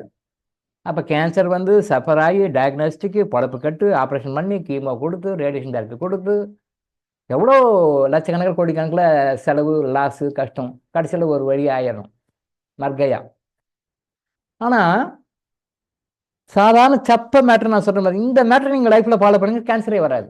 வந்தாலும் கியூர் ஆகிடும். எத்தனை பேர் தெரியும்? தெரியாது. நம்ம தான் சினிமாக்காரங்களை பற்றியும் அரசியல்வாதிகளை பற்றியும் வெட்டி வீணாக போனவங்களை பற்றியுமே பேசி டைம் வேஸ்ட் பண்ணணும். இந்த மாதிரி விஷயங்கள் எங்கே ஃபாலோ பண்ணுறோம்? இந்த மாதிரி நிறைய விஷயங்கள் சொல்லியிருக்காங்க சித்தர்கள். டாக்டர் இளங்கோ சொல்ற எல்லாமே ஏற்கனவே சொன்ன விஷயத்த எடுத்து உங்களுக்கு புரிகிற மாதிரி கொஞ்சம் இறங்கி சொல்லி கொடுக்கணும், அவ்வளோதான். புதுசாக எதையுமே கண்டுபிடிக்க வேண்டிய வேலையை வைக்கல அவங்க. எவ்வளோ கடவுள் கருணை உள்ளவர் பாருங்க. கடவுள் கருணை உள்ளவர்ன்றது நீங்கள் எத்தனை தடவை சொன்னாலும் அது வந்து மிகையாகாது. கடவுள் கருணை உள்ளவர் எவ்வளோ அறிஞர் சொல்லிட்டு போயிருக்காங்க. அந்த சொன்னது ஃபாலோ பண்ணாலே போதும். நம்ம லைஃப்ல துக்கம், துயரம், கஷ்டம் எதுவுமே இருக்காது. எங்க காணிலும் சந்தோஷம் தான். எப்பயுமே சந்தோஷம், எப்பயுமே அமைதி, எப்பவுமே ஆனந்தம், எப்பயுமே ஆனந்தம். அந்த ஆனந்தமய கோஷத்துல தான் இருக்கணும். அதான் இறைவன். ஆனந்தமய கோஷம் சொல்லுவாங்க. அந்த நம்ம பாடியில் இருக்கிற ஆறாவில் ஆனந்தமய கோஷம் ஒன்று இருக்கு. ஆனந்தமய கோஷம், அது பேரு ஆனந்தமய கோஷம். அது உள்ள போனால் ஆனந்தமயம், ஆனந்தம் தான். அந்த ஆனந்தமயத்தில் போய் ரீச் பண்ணிட்டு தான் கடவுளை அடைகிறோம். நாம கடைசியாக இருக்கிறது ஆனந்தமய கோஷம் தான். கடைசியாக இருக்கிறது இப்போ ஃபிசிக்கல் பாடி ஸ்டார்டிங்கில் இந்த பாடி, இதுக்கு அடுத்தது பிராண உடல், இதுக்கு அடுத்தது அப்படி அப்படியே ஸ்டெப் பை ஸ்டெப்பாக போகும்போது கடைசியாக வந்து ஆனந்தமய கோஷம் சொல்லுவாங்க. கோஷம்னா உடல், சான்ஸ்கிரிட்ல வந்து கோஷம்னா உடல், ஆனந்தமய கோஷம், ஆனந்தமய உடல். அது முழுக்க முழுக்க ஆனந்தம் தான். எட்டர்னல் பிளிஸ், முழுக்க ஆனந்தம். அங்கே வந்து எதுவுமே இல்லை, ஆனந்தம் மட்டுமே தான். அங்கே எங்கே டச் வைக்கணுமோ அப்போ இறைவனாக ஆயிடும், நாமளே இறைவனாக மாறிடும். அப்போ இறைவனும் ஆனந்தமும் ரெண்டு ஒன்று தானே. இறைவனும் ஆனந்தமும் ரெண்டு ஒன்று தானே. இறைவன்னா ஆனந்தம், ஆனந்தம்னா இறைவன். அப்போ இறைவனை பற்றி பேசணும்னா ஆனந்தத்தை பற்றி பேசுகிறோம். இறைவனை பற்றி பேசுகிறோம்னா ஆனந்தத்தை பற்றி பேசுகிறோம். ஆனந்தம்னா இறைவன் அர்த்தம். அப்போ இறைவனை நாம் நாடும் பொழுது ஆனந்தத்தை நோக்கி நாடுகிறோம்னு அர்த்தம். அப்போ இறைவனை அடைக்க என்ன கிடைக்கும்? ஆனந்தம் கிடைக்கும். அப்போ இந்த ஃபார்ம்ல இங்கே அப்ளை பண்ணுங்க. கிறிஸ்டல் ஈஸ் ஈக்குவல் டு இறைவன் சொல்லியிருக்கும், இறைவன் ஈஸ் ஈக்குவல் டு ஆனந்தம் சொல்லியிருக்கும். கிறிஸ்டல் ஈஸ் ஈக்குவல் டு இறைவன், இறைவன் ஈஸ் ஈக்குவல் டு ஆனந்தம். அப்போ கிறிஸ்டல் ஈஸ் ஈக்குவல் டு ஆனந்தம் கொண்டு வரலாமா? இந்த ஃபார்முலா கொண்டு வரலாமா? டெரிவேட் பண்ணலாமா? அப்போ கிறிஸ்டல் ஈஸ் ஈக்குவல் டு ஆனந்தம் கொண்டு வரலாமா? கரெக்டு தானே. இறைவன் ஈஸ் ஈக்குவல் டு கிறிஸ்டல், இறைவன் ஈஸ் ஈக்குவல் டு கிறிஸ்டல், அதே இறைவன் ஈஸ் ஈக்குவல் டு ஆனந்தம். அப்போ ஆனந்தம் ஈஸ் ஈக்குவல் டு கிறிஸ்டல் கொண்டு வரலாம் இல்லையா? அல்ஜிப்ரா ஃபார்முலா படி கொண்டு வரலாமா? எஸ். கிறிஸ்டல் நீங்கள் யூஸ் பண்ண ஆரம்பிச்சிங்கன்னா அடுத்தடுத்த வாழ்க்கையில் உங்களுடைய ஆனந்தம் மட்டுமே தான் வரும். ஆனந்தத்தை நோக்கி போவதற்கான, ஆனந்தத்தை நோக்கி அடைவதற்கான, ஆனந்தத்தை என்றென்றும் உணர்ந்து ஆனந்தமாக வாழ்வதற்கான வழி உங்களுக்கு தோணும். நிறைய பேர் சொல்லுவாங்க, சார் எனக்கு இந்த கிறிஸ்டல் யூஸ் பண்ண ஆரம்பித்த பிறகு இந்த மாதிரி விஷயங்களை எனக்கு தோலுறுத்தி காட்டுகிறது. இவங்க யாரெல்லாம் நல்லவங்க நினைச்சாங்களோ, இவங்க யாரெல்லாம் உத்தமர்கள் நினைச்சாங்களோ, யாரெல்லாம் இவங்கெல்லாம் வந்து எனக்காக உயிரை கொடுப்பாங்க அப்படின்னு நினைச்சிட்டு இருந்தாங்களோ, யாரெல்லாம் என்னை வந்து அப்படி தாங்குவாங்க, என்னை மேலே இவ்வளோ அன்பாக இருக்கிறாங்க, என் மேலே இவ்வளோ பாசமாக இருக்கிறாங்க, என் மேலே உயிரே வச்சிருக்கிறாங்க அப்படின்னு யாரெல்லாம் இவர்கள் நினைத்து கொண்டு இருந்தார்களோ அவங்கெல்லாம் டூப்ளிகேட். உங்களை ஏமாத்துறாங்க, உங்களை சீட் பண்ணுறாங்க, உங்களை பிளான் பண்ணி உங்களை தப்பான பாதையில் வழிநடத்திட்டு இருக்காங்க. அவங்களுடைய தேவைகளுக்காக உங்களை பயன்படுத்தி கொண்டிருக்கிறார்கள். கருவேப்பிலையாக அவர்களுடைய தேவைகளுக்காக உங்களை பயன்படுத்தி கொண்டிருக்கிறார்கள் அப்படின்ற மாதிரி விஷயத்தை சில சூழ்நிலைகளை ஏற்படுத்தி அவர்களை தோலுறுத்தி காட்டியது. அவங்க சொல்றாங்க, சார் இது வந்த பிறகுதான் சார் இதெல்லாம் நான் தெரிஞ்சுக்கிட்டேன். அப்போ அது கிறிஸ்தவ நன்மை தான் செய்யுது. ஏன்னா இப்படியே இவங்களை நம்பி ஏமாந்து கடைசியில் ஒரு நாளைக்கு கல்ல துண்டு போட்டு உட்காருதியே, அப்படி உட்காராதே, இத்தனை நாள் ஏமாந்தது போதும், இப்பயாவது இவங்களை பற்றிலாம் தெரிஞ்சுக்கோ, இவங்கள்ட்டலாம் எப்படி நடக்கணுமோ நடந்துக்கோ, இவங்களோட மைண்டை வச்சுக்கிட்டு யாராக்கிட்ட எப்படி நடக்கணுமோ, எப்படி நடந்துக்கணுமோ, எப்படி இருக்கிற மாதிரி நீ இவனை காட்டிக்கணுமோ, எப்படி அவங்ககிட்ட வாழணுமோ அந்த வகையில் வாழ்ந்துக்கோ, ஏமாந்து தலையை துண்டு போட்டுக்கிட்டு கஷ்டப்படாது அப்படின்னு சொல்லிட்டு அட்வான்ஸாக காட்டி கொடுக்குது. நிறைய இப்போ போன வாரத்தில் மட்டும் கிட்டத்தட்ட 7-8 சகோதரர்கள் இதை பகிர்ந்துக்கிட்டாங்க என்கிட்ட. போன வாரத்தில் மட்டுமே 7-8 பேர், சார் கிறிஸ்டல் வந்த பிறகு எனக்கு இந்த மாதிரி விஷயங்கள்லாம் காட்டி கொடுத்தாங்க சார், இப்போ நான் உஷாராயிட்டேன் சார், இத்தனை நாள் தெரியாமல் இப்படி நான் இருந்துட்டேன் சார், சரி ஓகே இத்தனை நாள் தெரியாமல் இருந்துட்டீங்க, இப்போயாவது காட்டி கொடுத்துருக்கேன், இதை புரிஞ்சுக்கோங்க, இறைவனுக்கு நன்றி சொல்லுங்க அப்படின்னு. இறைவனுக்கு நன்றி சொல்லுங்க, காட்டி கொடுத்துருக்கிறாரு. இது எவ்வளோ பெரிய விஷயம். இதுக்கு நீங்கள் எத்தனை கோடி கொடுத்தா ஈடு செய்ய முடியும்? இந்த மாதிரி விஷயங்களை பின்னாடி இவங்கெல்லாம் உங்களை கமுக்குறாங்க, உள்ளுக்குள்ளே வேலை செய்கிறாங்க, உங்களை வந்து ஊறுகாயாக பயன்படுத்திக்கிறாங்க, கருவேப்பிலையாக பயன்படுத்திக்கிறாங்க, உங்கள்கிட்ட காட்சி சாதிக்கிறதுக்காக தான் உங்கள்கிட்ட இப்படின்னு நடிக்கிறாங்க, அவங்க நடிப்பு திலகம் அவங்கெல்லாம் அப்படின்ற விஷயத்த சில சூழ்நிலைகளை சுச்சுவேஷன்ஸை கிரியேட் பண்ணி அவங்களுக்கு உணர்த்தி காட்டி கொடுக்கறது கிறிஸ்டல். இதுக்கு நீங்கள் எத்தனை கோடி கொடுப்பீங்க? பின்னால் அடிபட்டு ஓதப்பட்டு கஷ்டப்பட்டு கற்றுக்கிற விஷயத்தை முன்னாடி அட்வான்ஸாக காட்டி கொடுக்கல. அதான் சொல்லுவோம், கிறிஸ்டல் இஸ் ஈக்குவல் டு இறைவன், இறைவன் இஸ் ஈக்குவல் டு ஆனந்தம். அப்போ கிறிஸ்டல் இஸ் ஈக்குவல் டு ஆனந்தம். ஆனந்தம் மட்டுமே, ஆனந்தம் மட்டுமே, ஆனந்தம் மட்டுமே. ஆனந்தம் தவிர வேறு எதுவுமே இல்லை. கிறிஸ்டல் உங்களுக்கு கரெக்டாக வழிகாட்டும், பயன்படுத்தும். இன்னமும் நைட்டில் நம்ம என்ன ஃபாலோ பண்ணுற விஷயங்கள் நிறைய இருக்குது. அது வந்து 65 பேர் இருக்கீங்க. இது வந்து நிறைய பேர் வரணும். காலைல சீக்கிரம் எழுணும், நைட்டு சீக்கிரம் படுக்கணும். What are the adults you are facing அப்படின்றத பற்றி டிஸ்கஸ் பண்ணி சில விஷயங்களை பேசணும். நிறைய விஷயங்கள் இருக்குது, பேசுவோம். தயவு செய்து நைட்டில் சீக்கிரம் படுங்க, காலைல சீக்கிரம் எடுங்க. அதுதான் பெரிய கேட்டு நீங்கள் சந்தோஷமாக இருப்பதற்கு. இது நீங்கள் எழுந்து பாருங்கள், எல்லா வழிகளும் ஆனந்தமாக வாழ்வதற்குண்டான வழிகளை உங்களுக்கு திறந்து காட்டும், உங்களை வழிநடத்தி செல்லும். ஆனால் தயவு செய்து நைட்டில் சீக்கிரம் படுங்க, காலைல சீக்கிரம் எடுங்க. உங்களுக்கு இது ஏதாவது பிரச்சனைகள் எதாவது இருந்தால், என்ன ப்ராப்ளம் நீங்கள் ஃபேஸ் பண்ணீங்கன்னு குரூப்பில் போடுங்க, இல்லை பர்சனலாக அனுப்பிச்சி விடுங்க. நம்ம ஆன்சர் பண்ணுவோம், உங்களை கிளியர் பண்ணி எடுத்துவோம். ஃபஸ்ட்டு எய்ம் முதல்ல காலைல எழணும். அதான் அதுக்கு என்ன உண்டோ நம்ம கைட் பண்ணுவோம், செய்வோம். ரெண்டாவது தர்மத்தை பற்றி அப்புறம் பேசுவோம். ஸோ ஒரு மனிதனுக்கு எப்படி 2 கைகள் அவசியமோ, 2 கால்கள் அவசியமோ, 2 கண்கள் அவசியமோ, அதே மாதிரி ஒரு கையில் தர்மம், இன்னொரு கையில் காலில் எழுது. வைகரை தூயில் எழுதும் தர்மமும் உங்களுடைய எந்த பிரச்சனையாக இருந்தாலும் அதை சால்வ் பண்ணி உங்களை சந்தோஷத்தை நோக்கி கொண்டு செல்லும். சரியா? இன்னைக்கு நம்ம இதோட முடிச்சுப்போம். நாளை நாம் மீண்டும் சந்திப்போம். நன்றி, வணக்கம். ஓகே.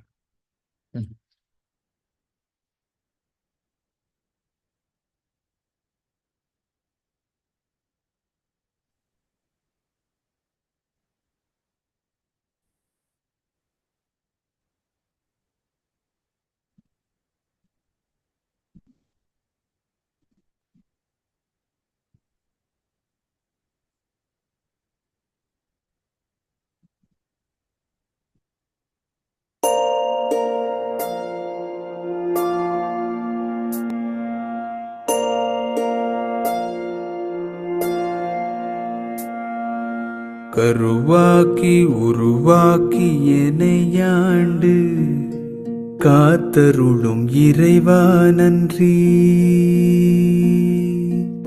எங்கும் நிறைந்தோனே, எல்லை இலாதானே, எங்கேயும் எப்போதும் என் குலம் காப்பவனே.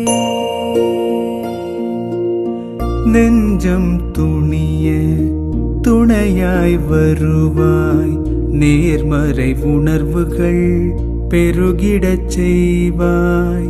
உடலில் உறுதியை பெரிதாய் தருவாய், உனை உணரும் அறிவை என்னுள்ளருள்வாய். சுற்றமனைத்தும் காப்பவனே, செய்தொழிலில் ஏற்றம் தருபவனே, எடுத்த செயலில் வெற்றி கொடு, என் ஆற்றல் பெருகிட அருளை கொடு.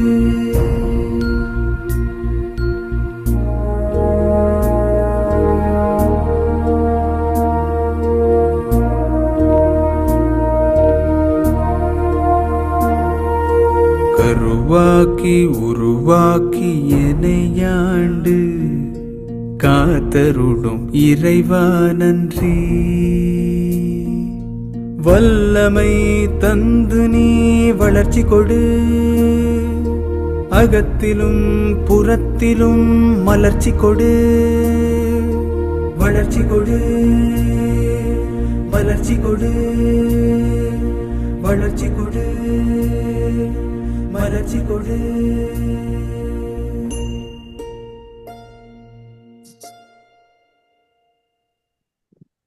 நன்றிங்க ஐயா. நன்றிங்க ஐயா. நன்றிங்க ஐயா. நன்றி. ஐயா மிக்க நன்றிங்க ஐயா. நன்றிங்க ஐயா. நன்றிங்க ஐயா. நன்றி ஐயா. நன்றிங்க ஐயா. நன்றிங்க ஐயா. நன்றி.